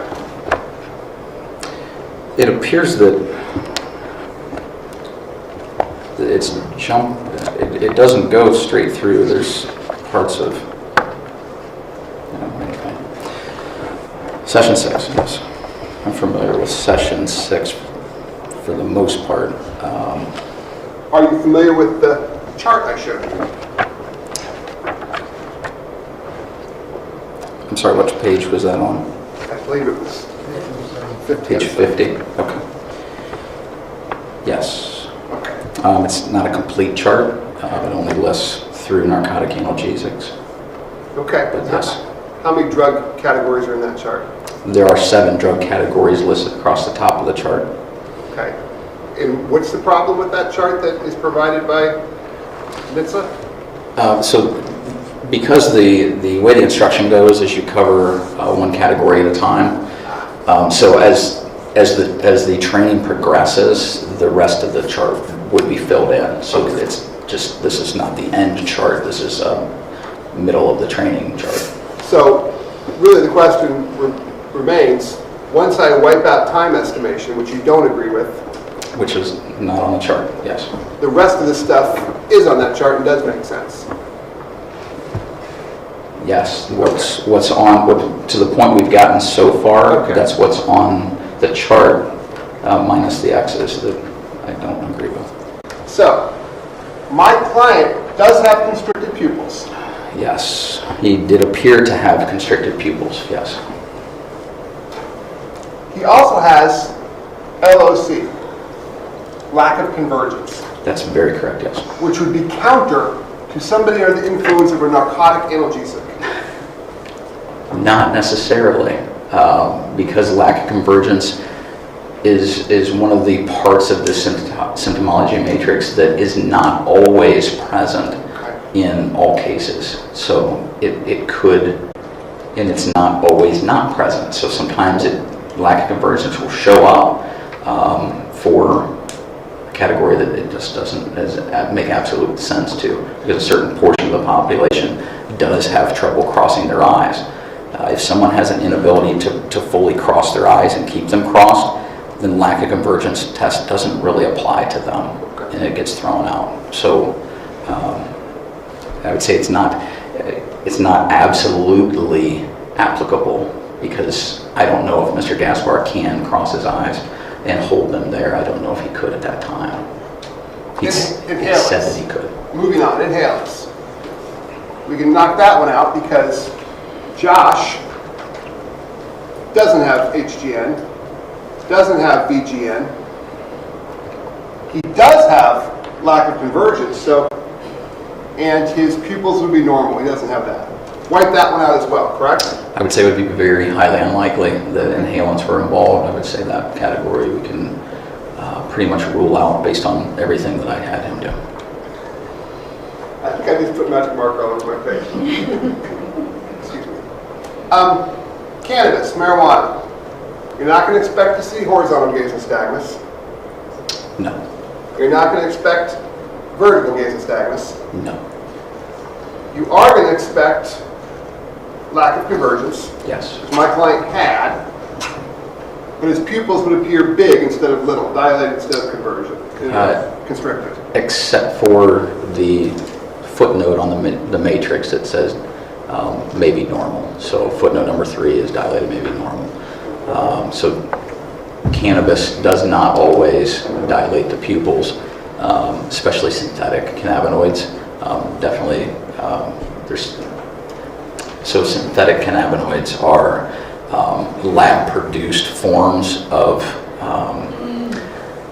that are passed off kind of like cannabis. So common examples would be spice, you may have heard of, or K2, but those are,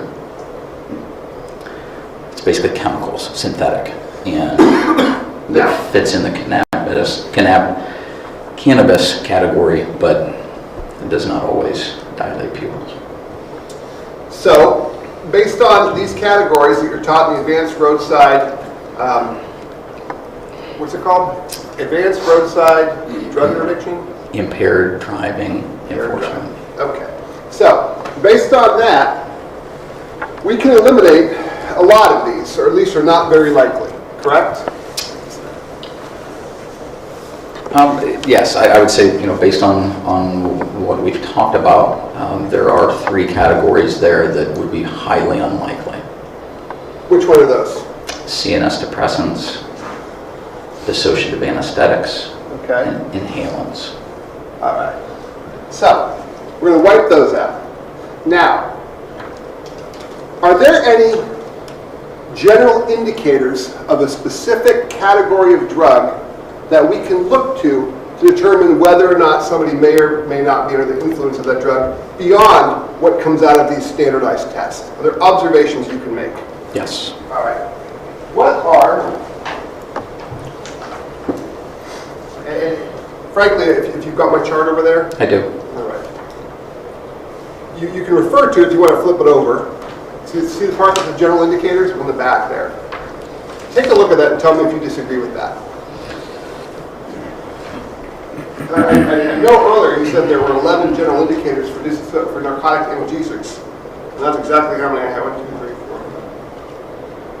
4. 11. Yeah, I definitely didn't testify to that. You don't think you said earlier that there are 11 general indicators for... No, I never said that. How many are there? On what you're showing me,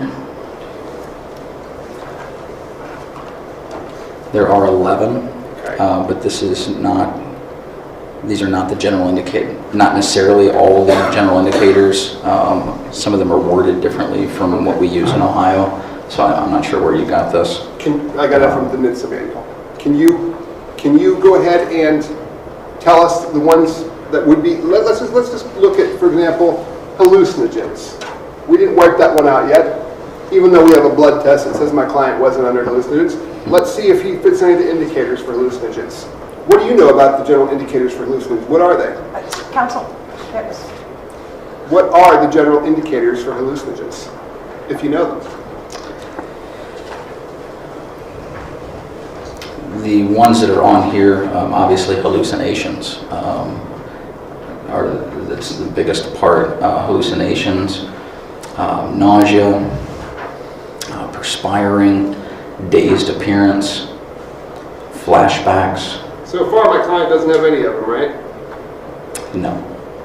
Keep going. Muscle tremors, You got those. yes. Uncoordinated.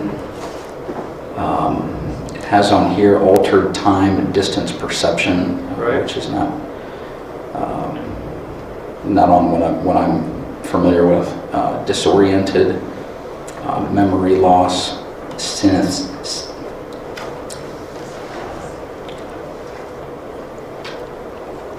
synesthesia, which is a transposition of the senses, and it's specific to hallucinogens, and difficulty with speech. Okay.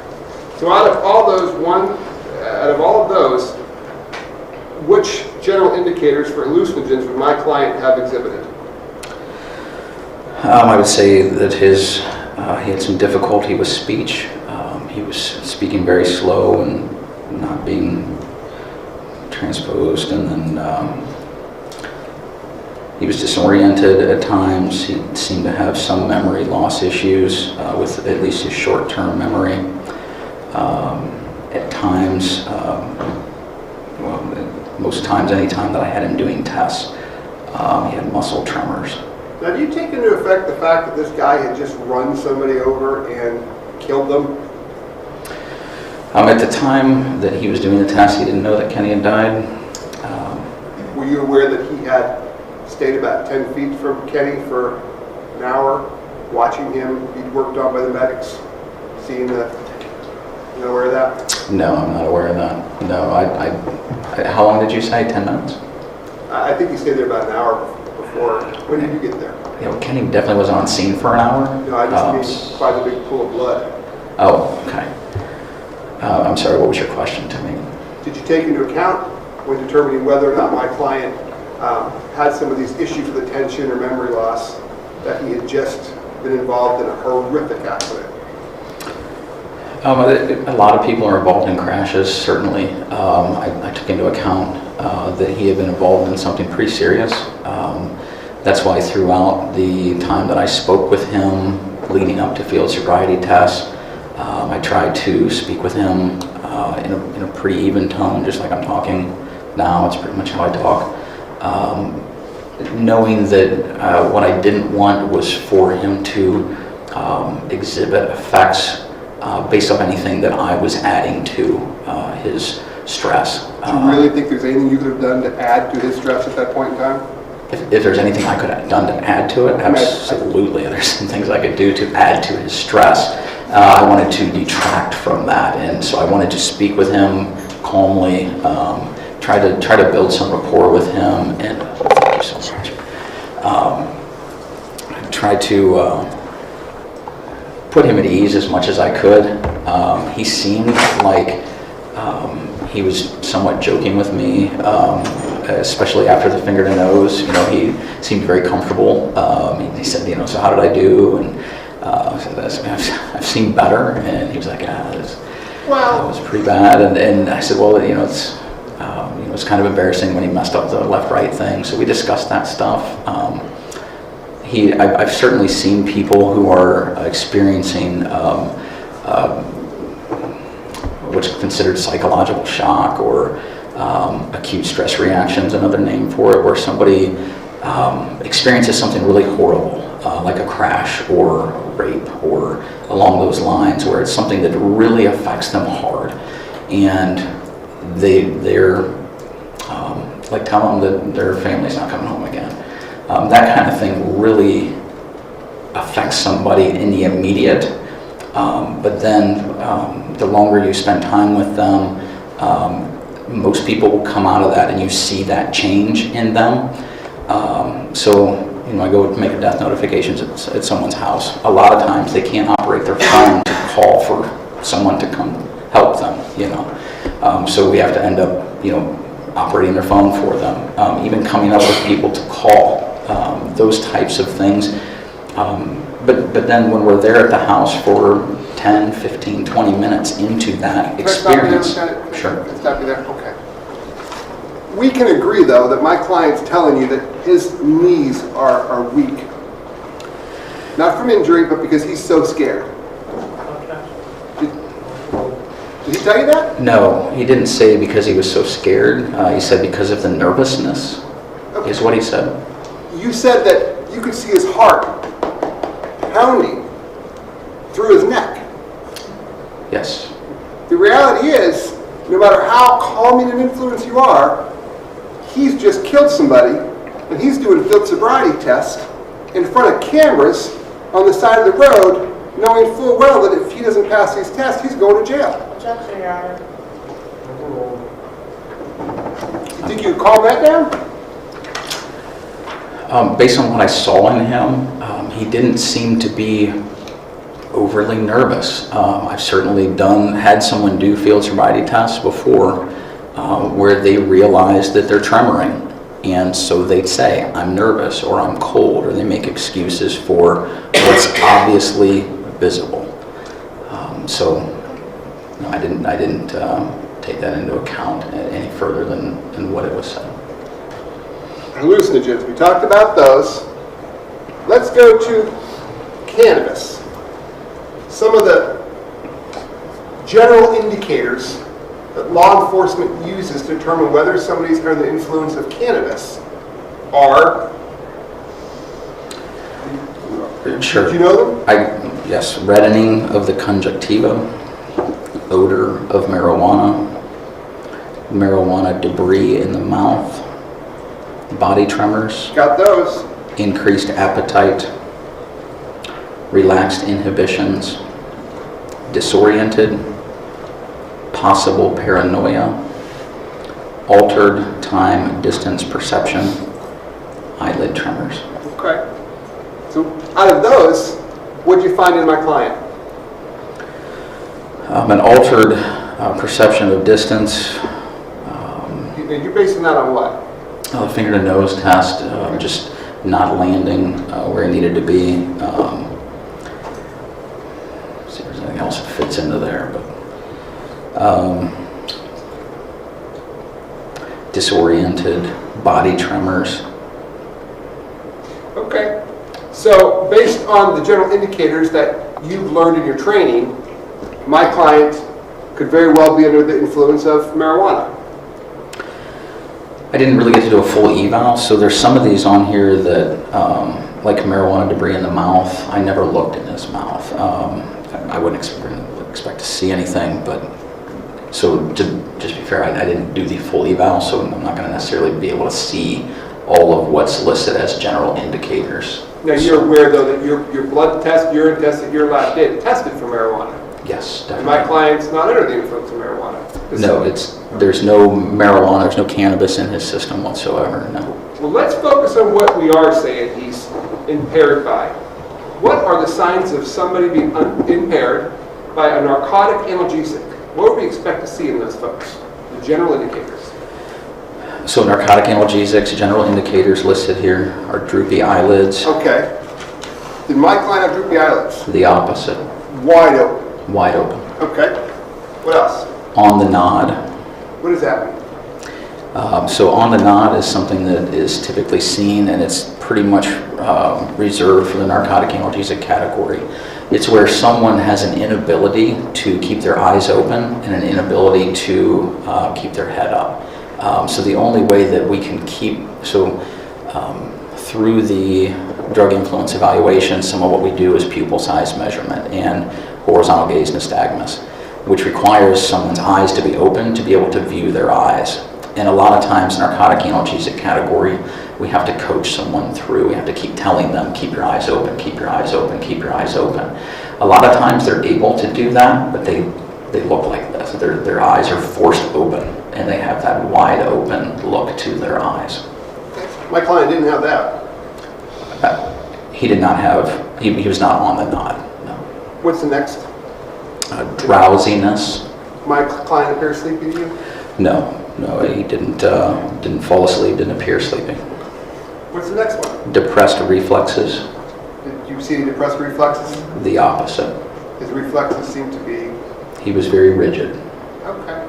So that would be counter to a finding that he's impaired by narcotic analgesics, the fact that he is so rigid. Yeah, and it's just not that simple to say. Narcotic analgesics category. So again, these are things. If it's psychoactive at the time, if it's coursing through and they're feeling the effects of it, the opposite is what's called downside effect. It's where your body has come off the drug and it's desperately trying to get back to what's called homeostasis. So that's like your baseline. It's the dynamic balance of everything that you have in your body, all the chemicals that your body naturally produces. stay at a nice even balance. When you take a drug that drives you down, such as methadone or any narcotic analgesic, then what your body does to fight the drug is it starts pumping things, things to speed up the sympathetic nervous system. So it's working to speed up your body. When your body starts to come off the drug, your body starts to win that battle for homeostasis. And so you start to see opposite effects of what you would see if that drug was actually pounding away in your body. So basically, the fact that my client does not exhibit depressed reflexes, but the opposite would indicate that maybe he is coming off the influence of a narcotic analgesic and not under that influence? His body's driving it back out? It could be that his body is influenced from an absence of a drug that he's supposed to be on. Yes, it could be that. What's next? Dry mouth. Now, I've noticed you've gone through 2 waters already. Been doing a lot of talking, sir. Did my client ask for any water or anything? Yes, he did ask for water when we were at the hospital. He was provided with water when he was there. Anything that would make you think he had an excessively dry mouth, or? He had a low raspy voice, a raspy voice the way mine sounds from talking, and it was lower. Sounded like kind of a low tone voice. Do you know what his voice normally sounds like? I do not know. Some people just have low voices. That's very true. Yes. Some folks have raspy voices. Some people do. Yes. Do you know if he smokes? No. Do you hear a smoker's voice? How they sometimes? Certainly. Okay. So he had a low raspy voice, and that's a general indicator. It is. Yes. So far we've got no droopy eyelids, not on the nod, not drowsy, not depressed reflexes, ain't on the dry mouth, maybe, maybe not. But he does have a low raspy speech, according to you. Low raspy, slow speech. Yes, according to me, as well as according to Matrix. Yes. But you have no idea what his normal speech pattern or sound of his voice is. I'd never talked with him before. No. What's next? Euphoria? Did he seem to be euphoric? No, definitely not euphoric. What's another general indicator? Puncture marks? Now, I noticed you had a good look at him when you walked around him on that modified Romberg. See any needle marks? I did not notice any needle marks, but again, when we check for signs of ingestion is the step that's looked for, we look beyond just the typical places where people would inject, and also sometimes needle marks are really hard to see, so that's it's not just a stand back and look at somebody to see a needle mark. A lot of people hide use of needles. So it's a pretty in-depth look at a person. You didn't see it? I did not see any, no. What about next? Itching? Did you see him itching? No, I don't recall him itching. What's next? Nausea? Okay. Did he seem nauseous to you? No, he did not. He did not complain of being nauseous either. And finally? Slowed breathing? Did he appear to suffer from slow breathing? No.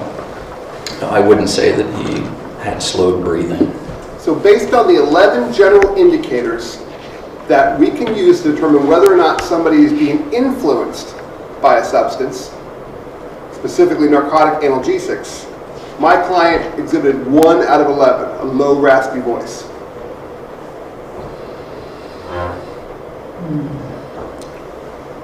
Of the viewable ones that I had, yes, I would say that's what's on the symptomology matrix. Okay. Indicators. So,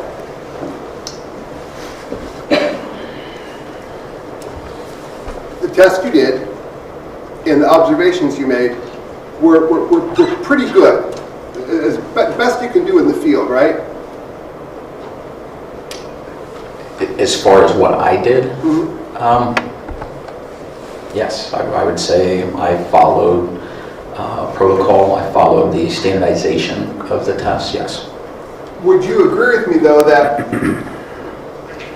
there is a much more stringent process by which an individual can be evaluated for the influence of substances, of drugs, by a law enforcement officer? Yes. And beyond what they taught you in the 2-day SFT course, Standardized Field Sobriety, right? Beyond that, there's also a 2-day A-Ride course he went to, right? Yes. And then there was a 2-week course that you attended, a drug recognition expert course, correct? Yes, that's correct. And that's 72 hours of actual instruction? Yes, if you combine the preliminary school with the 7, it's called the 7-day school. If you combine them together, yes. Now, A-Ride you've talked to is a bridge between the basic field sobriety test and the advanced drug recognition evaluation, right? Yes, that's correct. An A-Ride trained officer is supposed to be able to know when it's smart to bring in a DRE, to bring in a guy who can come and do the real test. I would say that's a good characterization, yes. And the tests you did on my client were the tests that are consistent with an A-Ride evaluation. I went beyond what's part of A-Ride. You're not indicating that you did a DRE, are you? No. Tell the jury what a DRE is. So a DRE that's an acronym for Drug Recognition Expert. Basically, it's a further trained officer who can then delve in further with a person who's suspected to be under the influence and make a determination as to whether or not, number one, that person is impaired, number two, whether that person is impaired by a drug category, and then number three, what category of drugs of the 7 categories that are on the board there, the person is under the influence of, and category or categories in the case of polydrug use. It's a 12-step process, is it not? It is a 12-step process, yes. It takes maybe an hour, maybe an hour and a half, maybe 2 hours. I don't know that I've ever gone 2 hours on the evaluation, but I think the longest I've probably gone is an hour and 40 minutes. And that's because there's an interview portion. So sometimes people talk more than others, and so that prolongs the exam usually. Extremely thorough exam, is it not? Yes, very thorough. You check pulse at different points on the body. No, it's a radial pulse, so you check the pulse 3 times during the evaluation, 3 different times. Check blood pressure. Yes. You check the eyes and how they dilate or constrict. Yes, we measure pupil size using a pupilometer. You have a special room that you take them into where it's dark, and you put them in a dark room and look at their eyes. I wouldn't say we have a special room that we take them in, but we definitely darken the room that they're in. I mean, it's black in there, isn't it? It's pretty dark, yes. You have to use a little flashlight, and you hold your hand over it so that it doesn't affect it, and then you check their eyes out to see what happens, how they bounce back. It's not exactly how that works, but yes, we check their eyes in 3 phases of light. In room light, the room that typically they're in, then in near total darkness, so that's when we darken the room or take them to another room that can be darkened. Typically it's a room without windows just to prevent any room light from entering, or any outside light from entering the room. And then we have to we use a pen light, and we cover the pen light with our thumb so that the only light that's emitted from that pen light is coming through our thumb, and so it gives a red glow. A lot of times we're able to see, especially like with Mr. Gaspar and his bright blue eyes, we'll be able to see his pupils very easily with the glow. Someone with much darker eyes, though, we have a black light that we use to light the back of the eye up so that we can then see the pupil for measurement. And then, like you described, there is a direct light measurement where we shine a light directly in someone's eyes and measure the pupil's reaction to that introduction of light, and then also look for pupillary unrest, which is a change in the pupil size where it just doesn't stay one size, or rebound and dilation is another thing that we're looking for when we do that, checking to see that if someone's eye constricts down initially, but then dilates and never returns to that constricted size. So yes, we're certainly looking at pupil size. You feel their muscles to determine whether they're rigid or not. You put your hands on them and squeeze. Yes, muscle tone is part of the evaluation. You do all the other standardized field sobriety tests again too. You do the walk and turn, and the one leg stand, the HGN all over again. Yes. Okay. And you interview them, and you ask them questions. What are you on? When did you take it? That's part of the process, is it not? Yes, it is. And there's more to it. I know I'm missing. You look for needle marks. You do a real slow look, better than the one you can do in the field, and check them to see whether they got puncture marks. Using a magnifying glass, yes. Okay. And ultimately, you get a tox sample from them, and you send that off to the lab to confirm your findings. That's what we ask for, yes. We ask them for a tox sample. Okay. And so, based on all of the information that you receive from this really extensive test, you then make a judgment call as to what category of drug, if any, you think they're under. Prior to the toxicology, yes. And then your work gets checked by a confirmation test.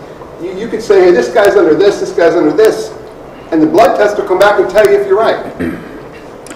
Not inconclusively, Okay. no. But yes, my work gets sent for peer review, and it gets looked at. You would agree with me that that DRE test is much, much more thorough than the test that you did on my client. Absolutely, I would agree with that. Had you done that, we could have much, much more confidence in claiming that my client was under this category or that category, because there'd be a lot more information. There would be a lot more information. I would have a very clear picture as to what was going on with Mr. Gaspar. But yet, that did not happen. No, it did not. Now, even on these really, really advanced tests that you do, sometimes you can get it wrong, can you not? As far as my overall call and Yeah. what turns out in their system, yes, You keep what's called a rolling log, don't you? I do, yes. Well, what's a rolling log?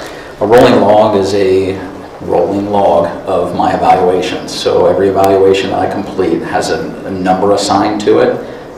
It has the person's name. It has my call, what I believe that they were under the influence of, what type of toxicology sample was taken, what the lab test came back as. Also has a place for a report number, the date of the evaluation, and the age or the date of birth of the person involved. So there's a lot of information on there. You're probably aware that I requested and have your rolling log. Yes. Okay. Are you pretty well versed in your rolling log? You mean well versed? Like, do I know it by heart? Yeah. Not really, no. Do you know how many DRE evaluations you've done? 139. Do you know how many that you've just been the evaluator as opposed to the instructor, or as opposed to a test in testing? No, not off the top of my head. Okay. Do you know what your percentage of correct calls is? I did look into my rolling log. I think I had 66 enforcement evaluations, and the rest of my 139 are either instructor or student evaluations. Right. We had 64, but we'll go with 66. Okay. I think that I had 96% correct calls, including instructor and student evals. I think it's 89% if we're looking at only enforcement evals. Well, what we have, we can go over them. We have 64 that you did, and out of that 64 evaluations, you did this very thorough test. There were 7 times that you claimed an individual was under the influence of a drug, and then the drug test later said, no, he wasn't. You remember Dylan Baker? Dylan Baker. Gives a date. I do. December 30th, 2012. Dylan Baker crashed his car in northwest Wayne County. The officer on scene arrested him for impairment. Dylan Baker looked under the influence. And when asked during the interview, he said that his blood and his urine are going to come back clean because what he's on, we will not find. You claimed that he was under narcotic analgesic. Yes. Just like you did my client, right? Yes. And it came back that he was not under narcotic analgesic. He was correct. How about Michael Gaynor? Remember him? 6/15/2013.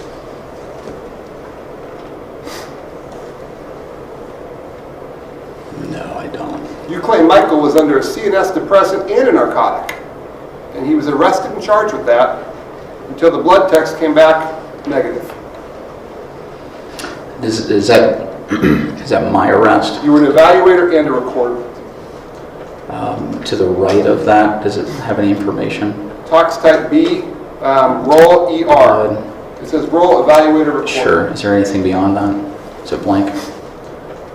To the right of that, does it have any information? Tox type B, roll ER. It says roll evaluator recorder. Sure. Is there anything beyond that? Is it blank? It's blank. Okay. So that usually means that's my enforcement evaluation. What was the name again? Gaynor? Yeah, Michael Gaynor. And that's a 2013? Yeah, June. Okay. Michael Gaynor was involved in a crash, State Route 585 in Wayne County. And Michael Gaynor admitted to snorting Xanax and taking heroin. By the time there was a toxicological exam, all the drugs had metabolized through his blood, and we should have gotten a urine test because they would have shown up in his urine. When did you do your DRE on him? I'm sorry? When did you do your DRE on him? Hours after the crash at the hospital. So you're telling us that within hours you took a blood test on him, within hours he metabolized all that? Because the drug, the test that you did do a couple hours later said he didn't have any of that in his system. Yeah, it was really puzzling on that one. So we called the lab and checked with the lab because it just didn't make any sense because of his admissions, and he was so clearly under the influence. All the indicators were there to indicate that he was under the influence of a CNS depressant and a narcotic analgesic. So the lab confirmed that he was presumptive positive for both categories, but because of their confirmation testing being so high that they couldn't say in his blood that he still had enough of that drug in his system, in his blood.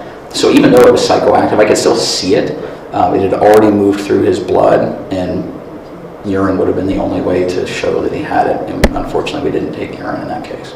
Do you remember accusing Robert Elliott of being under the influence of a narcotic analgesic in October 2013 and having him arrested?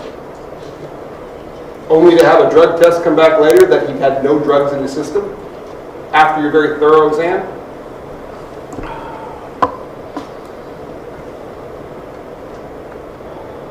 We can move on. I was going to say, what's to the right of that? Is there anything? Evaluator, recorder.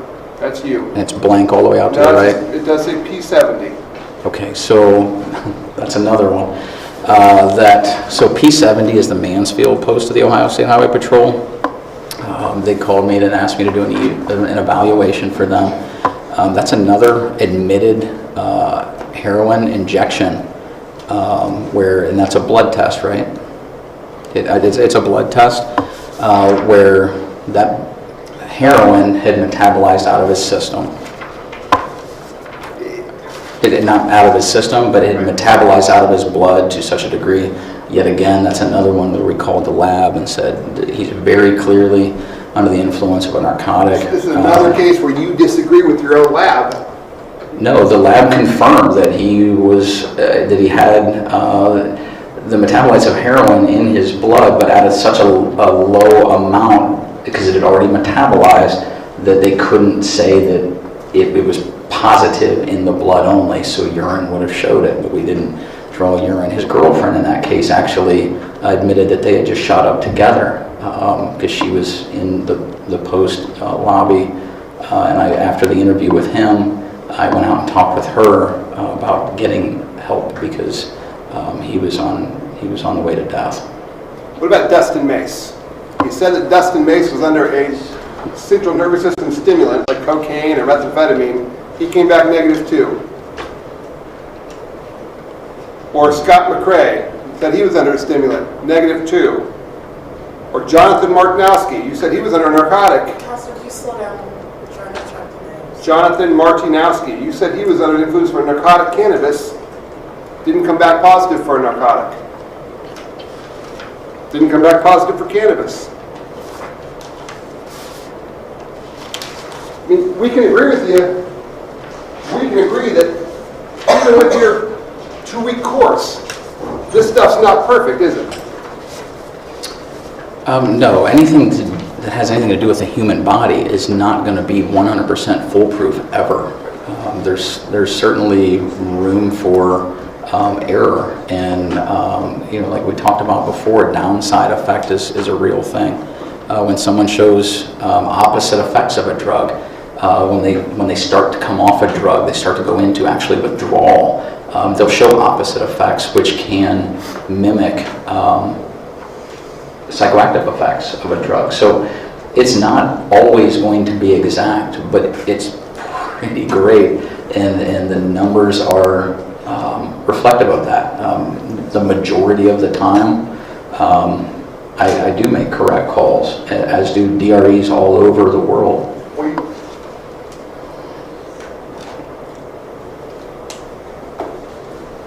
Well, majority of the time, but out of your 64, 7 folks were wrongfully accused. I completely disagree with that. Okay.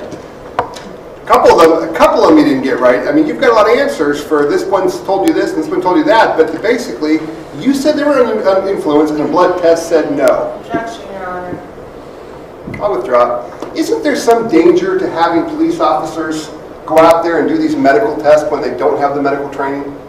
Yeah, these are tests the medical field uses, but you don't need medical training to do them.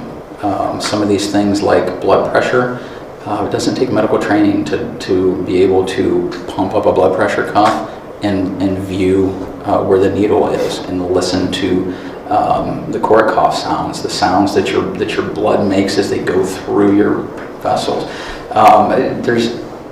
Checking someone's pulse does not take medical training. Measuring pupil size does not take medical training. But making a diagnosis that somebody is under the influence of a chemical and how that chemical affects their body based on medical tests, used to have a doctor do it with a 4-year degree, not a police officer with a 2-week course. Objection, Your Honor.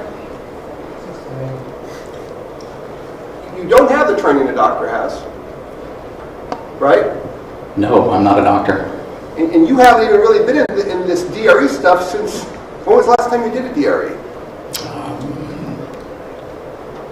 2 weeks ago today. Okay. You're doing the administrative stuff now, though, right? I'm a post commander now, so I do a lot less on the road enforcement. But when someone's arrested for driving under the influence and drugs are suspected, typically they're brought back to the post. So if I'm available to do an evaluation, then I'll do an evaluation. I guess my issue is, you didn't even do a DRE on my client. I did not have the opportunity, no. You did some roadside tests, of which he passed a lot of them, and then you arrested him and say that he's impaired. That's pretty safe to say? No, I wouldn't say he passed the tests. I would say I observed marked impairment on him, and he was arrested for driving under the influence. He was arrested for the impairment that I You saw. talked about that, and some of the impairment you said was, he's really rigid, and driving like that would be impairing, right? Yes. Do you really think he's driving that rigid? Don't you think he's scared to death out there? Do I think he's scared to death while driving? I'm No, sorry, do you think I he's misunderstand your question. Can you repeat? Do you think that he drives his car with his fist balled, scared, clenching, or do you think that was a result of maybe just hitting somebody and killing them and then doing roadside tests? Objection, Your Honor. I don't know exactly what he was doing prior to the crash. What I did see in him was a lot of rigidity. He was very stiff, very rigid, very fist kept balling up like you described. And that's not a validated clue anywhere. It's not a validated clue anywhere. No. No science behind that.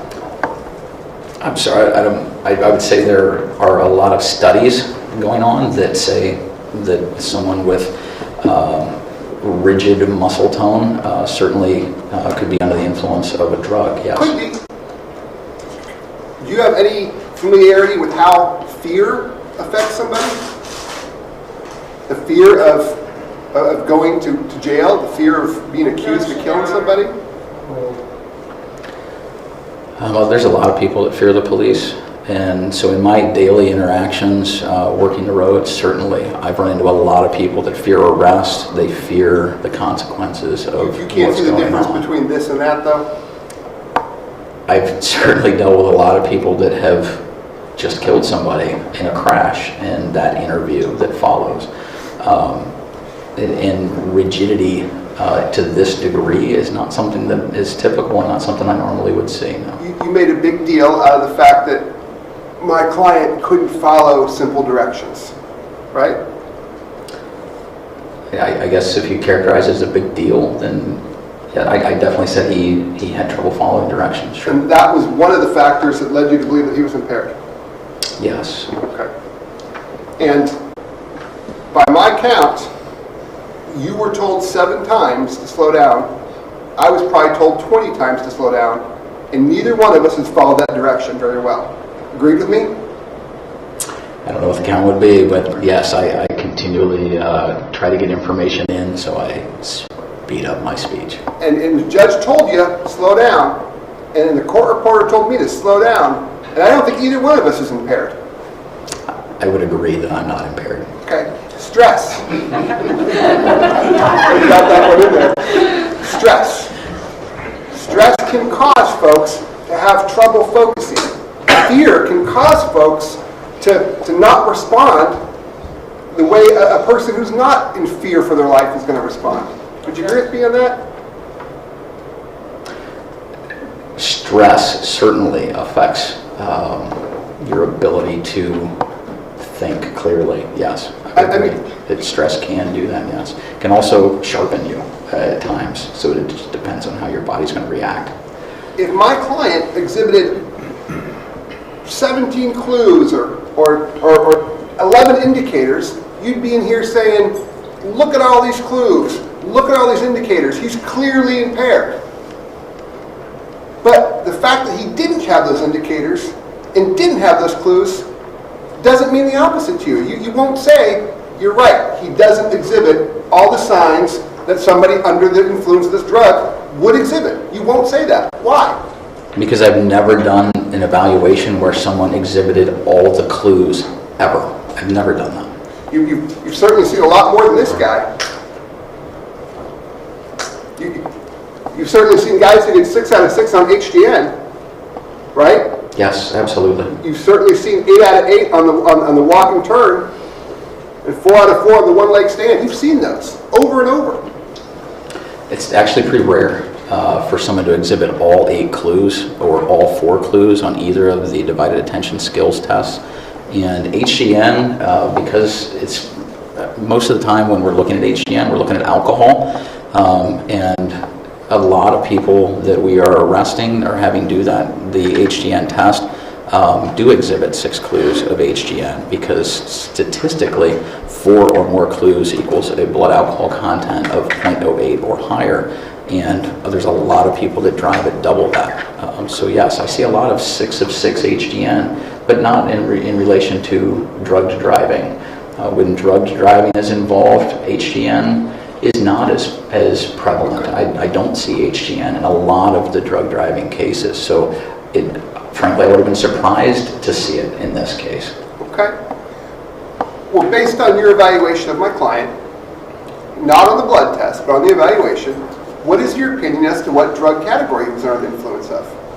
I don't have enough information to formulate an opinion as to exactly what drug category was influencing him, or categories. But all these drug categories have different indicators, some exactly opposite from others, right? That's absolutely right, yes. So if you don't have enough information to categorize them, you don't have enough information to make that call in the beginning. I don't have enough information to make the call as to what drug category is under the influence of, but based on the totality of the circumstances, from the crash itself and the way it happened, to my interaction at the car with his wide open eyes, his constricted pupils, the way that he's answering questions slow, and that I have to keep repeating questions to him to get him to understand. It's a totality of the circumstances, judgment on impairment. Where does totality of the circumstances ever come out in the NHTSA manuals? What's the point of all these clues and all these tests if you can disregard them and just say, I think he's high anyway? Judge, can we report? Sure.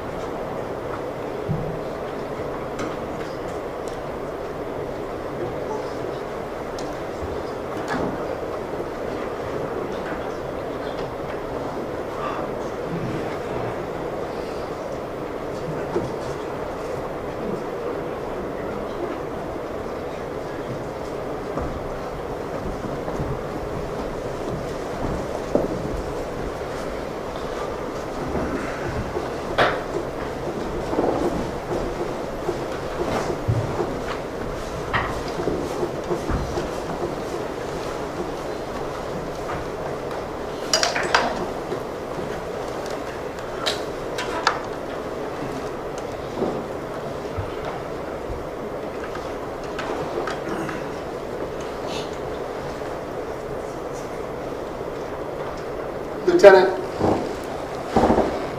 would you agree with me that the test you did and some of the findings could indicate use of a lot of different substances?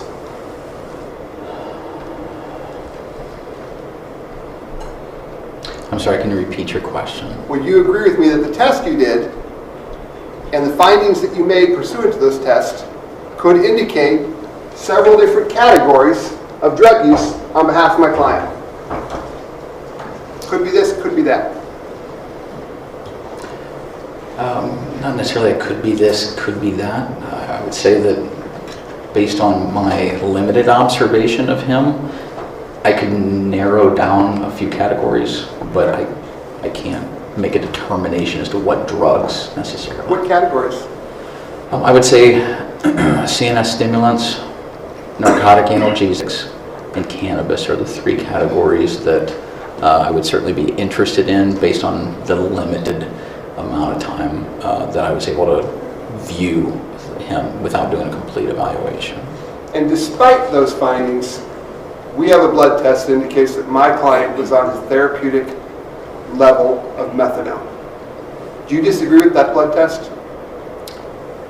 I don't know. You're saying therapeutic dose. I don't know what a therapeutic dose necessarily is.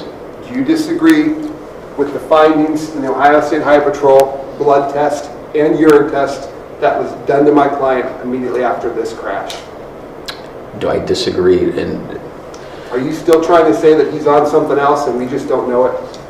I'm saying that's possible. I'm saying that's possible that he could have something synthetic that the lab does not test for in his system. And that's happened several times in my rolling log as well, where someone's clearly under the influence, they've admitted use of spice, and it comes back negative from the lab. That's my experience. If I'll agree with you on that, would you agree with me that it's just as possible that my client wasn't not impaired by anything other than fear, and this is just an accident? I would Possible? say I would say that yes, that's possible. Thank you. Because Thank you, Lieutenant. Lieutenant, can you please finish your answer to that question? because I didn't have the opportunity to do a complete drug influence evaluation with Mr. Gaspar. Had I had that opportunity, then yes, I could have ruled out any other factor and could have ruled in the drug categories that were actually at play. I could have narrowed that down and made that determination, absolutely, without a doubt. Lieutenant, you were asked a lot of questions about not completing a full evaluation of the defendant. Why was a full evaluation of this defendant not completed? Because he invoked Miranda. A lot of the evaluation is asking him questions. So I made a phone call to our DRE state coordinator, our drug recognition expert state coordinator. I let him know that Mr. Gaspar did not want to speak without an attorney present. We discussed whether or not I should continue with the evaluation and just skip over the steps that include talking with him, which takes us out of our standardized and systematic protocol. He made a phone call, called me back and said that it's advised that we don't continue with the evaluation. So I was unable to complete one. So because the defendant invoked his right to counsel, which he is allowed to do, Absolutely. you were not able to complete the exam, which would have That's not accurate, Your Honor. Sustained. you were not allowed to complete a full exam of this defendant, correct? I was advised not to continue further with the evaluation. If you had completed a full evaluation of this defendant, would you have been able to determine which category the defendant's... That is not the subject he's going to answer on. You're asking him to speculate. The defendant had the right not to cooperate. Yes. He has Miranda rights. So he invoked him, and the jury may not consider that for any purpose. Can you explain the process that's typically completed for the examination? The first step is a breath test. Then it moves into an interview of the arresting officer, which would have been me in this particular instance. The reason for the interview is just to see what, if anything, may have changed. So, just like with alcohol, all drugs have a duration of effects, and they dissipate over time in the body. So as alcohol is eliminated from the body, somebody becomes less and less impaired. The same can be said for a lot of the drug categories as well. As the drug dissipates from the body, the person becomes less and less impaired.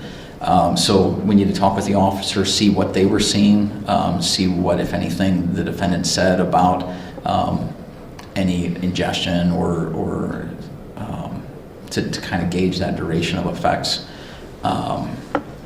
And then to make sure that the officer saw something indicative of impairment, that they ran them through tests and that they made a good determination that the person was impaired.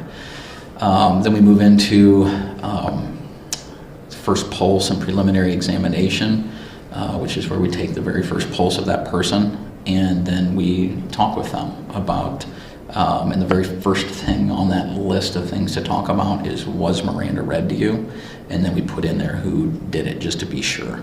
A lot of times if I'm doing an evaluation, I go ahead and just re-Mirandize a person just to make sure that they completely understand that I'm going to be asking them questions.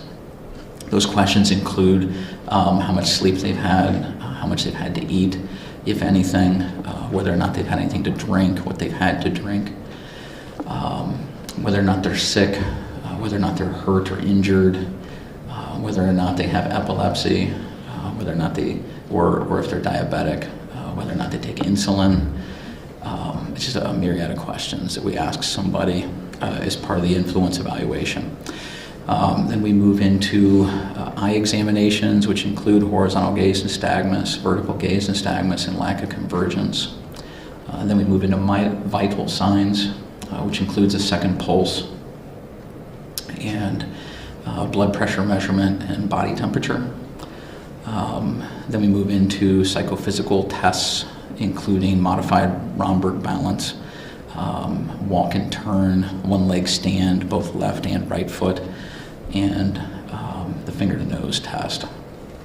Then we move into muscle tone, and so we basically palpate or manipulate the muscles. Typically what is used is the arms, so I'll just feel the arms for rigidity or flaccidity, looking for them to be rigid like tight, or flaccid like very loose, or normal. And typically what we'll do is hold at the wrist and the elbow and just manipulate the arm just to see. A lot of times rigid muscles equal rigid movements, so this kind of manipulation becomes forced. Whereas a flaccid muscle tone typically becomes kind of like a wet noodle, where it's very loose and things move easily. And then normal, it feels like normal. We've all held someone's hand and pulled, we know what that feels like. The ninth step would be the final pulse, and then a check for injection signs, looking to see what we find. Then muscle tone is 10th, and then we move into the interview with them. We make a determination, and then there's a toxicological exam. Now, you were asked a lot of questions about the number of clues or indicators that the defendant exhibited through your standardized field sobriety test. Do you recall those questions? Yes. In administering the standardized field sobriety test, is there a percentage of clues or some sort of count at the bottom of the test that's how you determine impairment?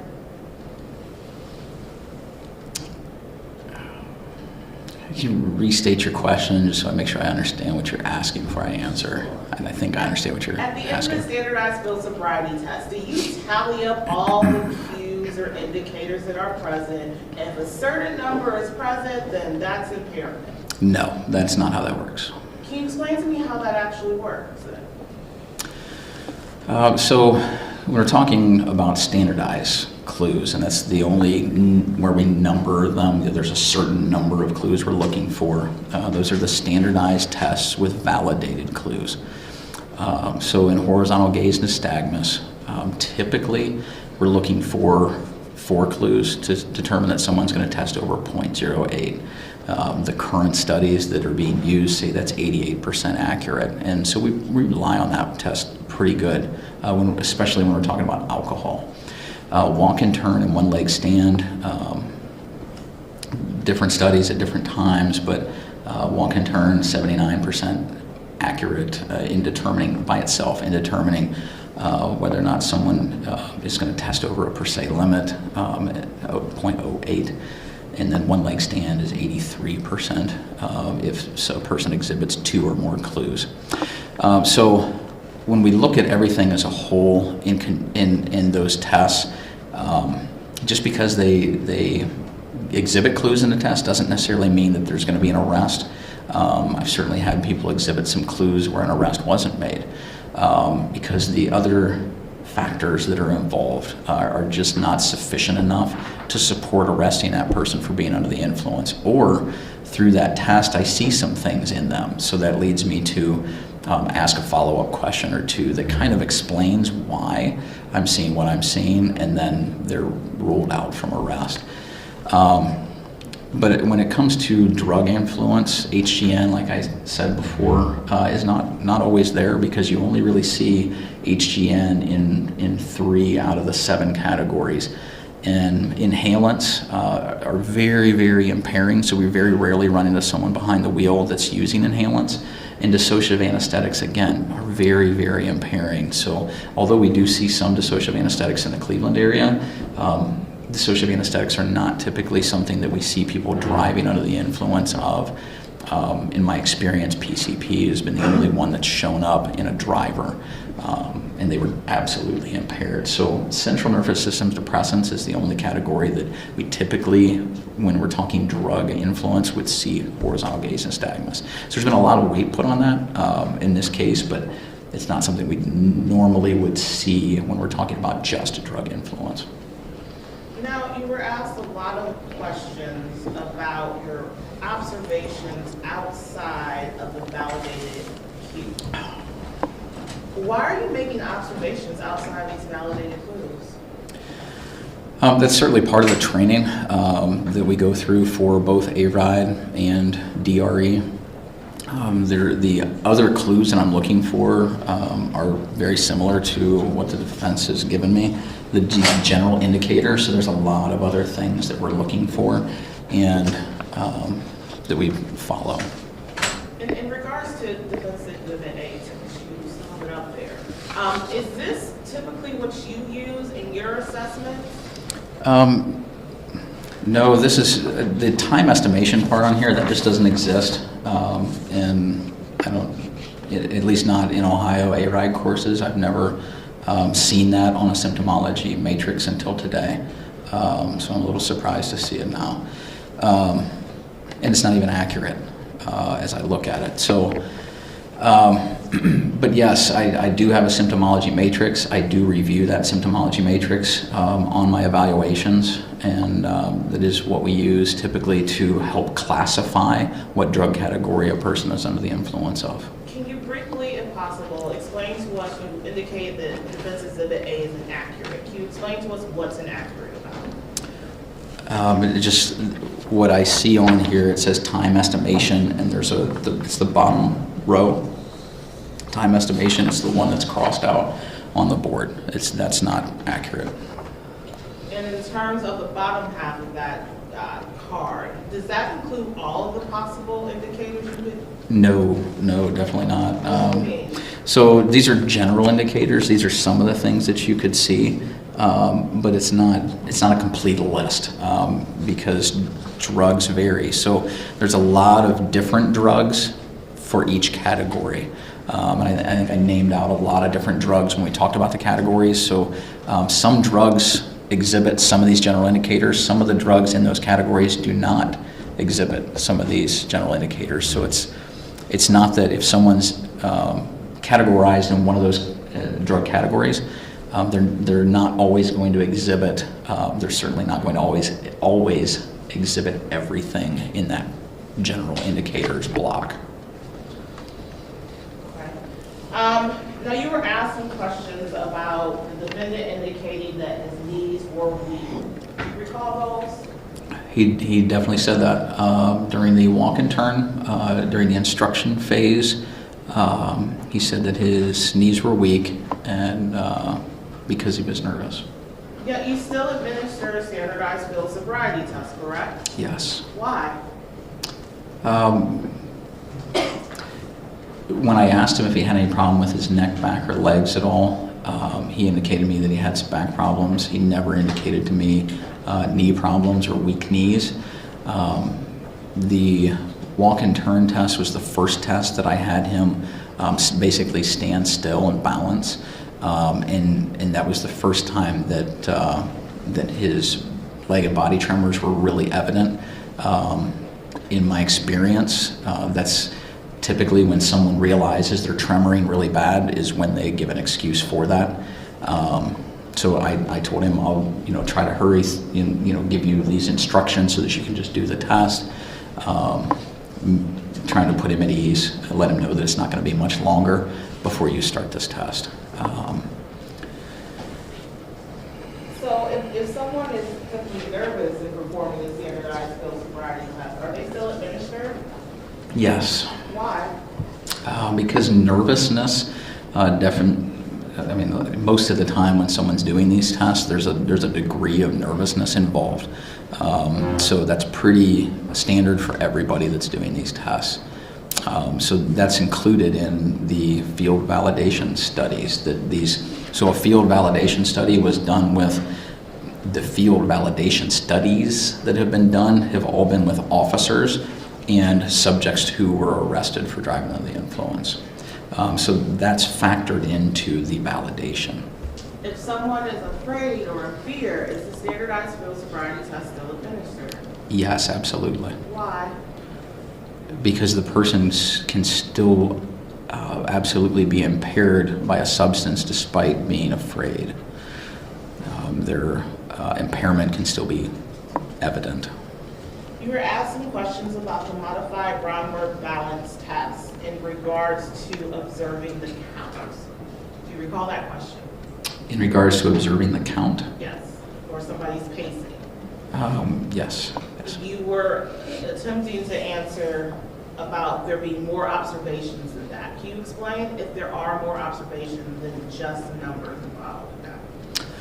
Just body cues, the way that their body is, looking for tremoring, rigidity, looking for some people open and close their eyes, which is different than what's instructed.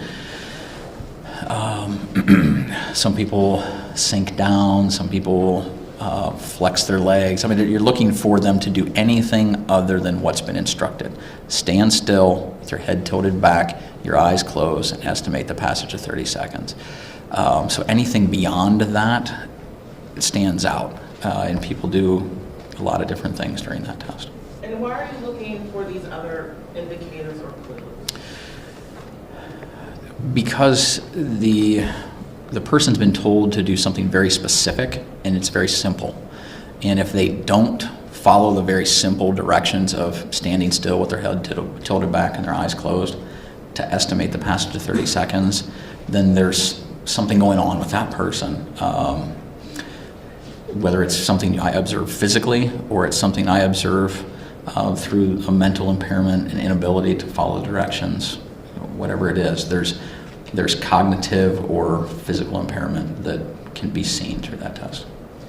You were asked some questions in regards to the chart that is listed out on this board. Do you recall that?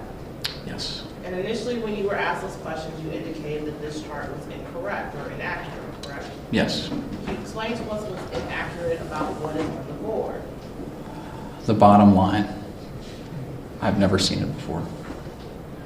In regards to what is on the board, does it address if there are multiple categories used? To back up and finish, I guess, the bottom line, I've never seen it before, and then I would say that it is also inaccurate. It does not. We've talked about it. Move on.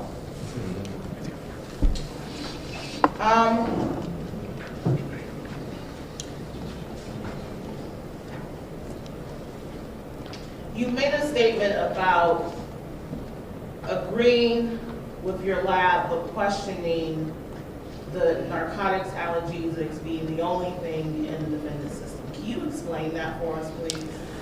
Just like the cases that defense brought up, sometimes drugs can't be seen through lab tests.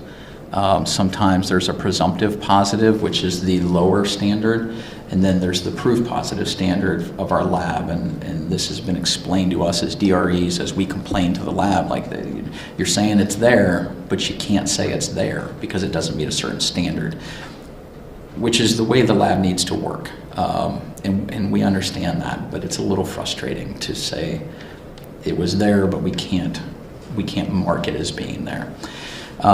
So in the couple of cases that were brought up where it was a blood test, the way that drugs go through the body is they go into the blood and then are metabolized through the blood and pass through and end up in waste.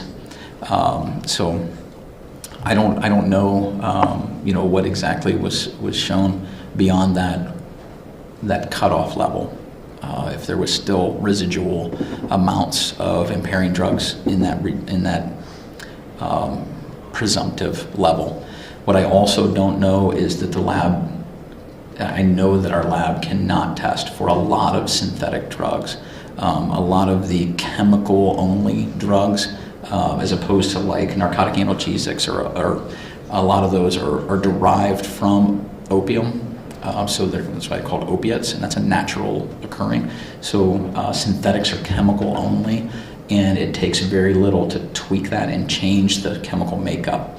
And the lab can only test for what the lab knows about. And so a lot of analogs don't get caught. That's why the synthetic cannabinoids that people admitted smoking and using come back negative as a lab result because the lab can't test for those substances.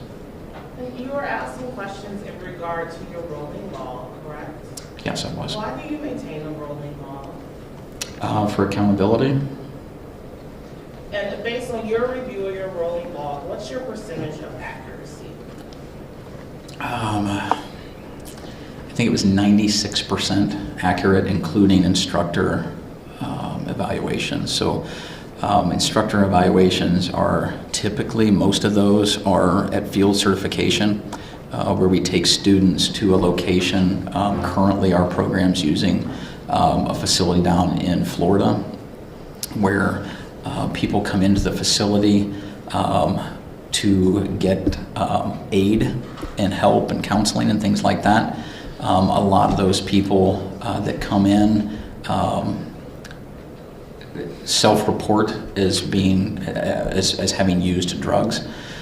So we provide them with an incentive to come up to where our students are, and then the students put them through the DRE process and show their instructor that they know what they're doing, and then that they can make the correct call as to what the person is under the influence of.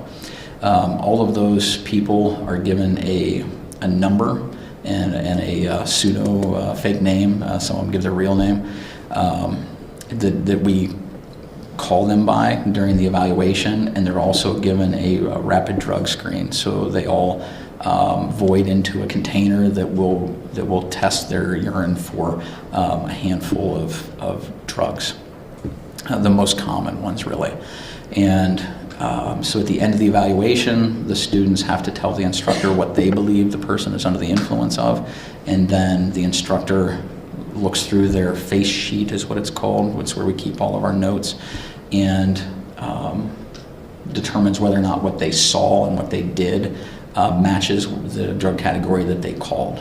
And then we go back and we check the drug screen to see if it's in fact correct. If it looks like they're a little bit off. Object, non-responsive, sustained. You were asked questions about not being able to testify as to which category the defendant's impairment was in, but you still reached a conclusion on impairment, correct? Yes. How were you able to still reach a conclusion on his impairment? Just because I'm not 100% sure what categories were involved, what I saw in him equated to impairment.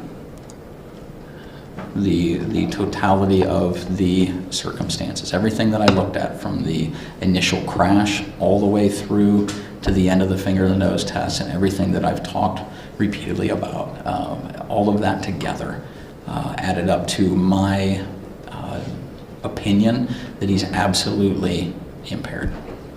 And was your evaluation of the defendant confirmed by the lab results? I can't answer that. Nothing further at this time, Your Honor. Mr. Sen? Nothing, Your Honor. Thank you. No, thank you. Thank you, Your Honor. Thank you very much. Thank you very much.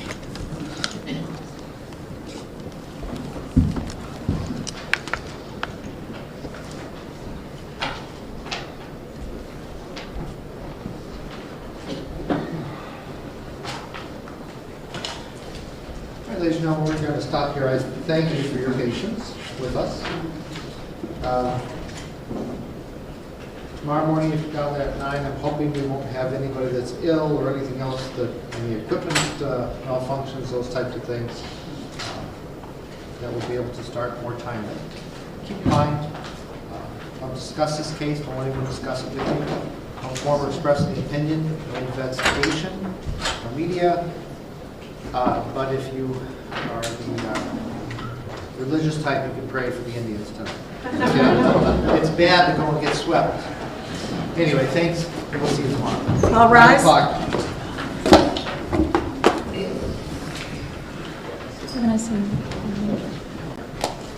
Good night.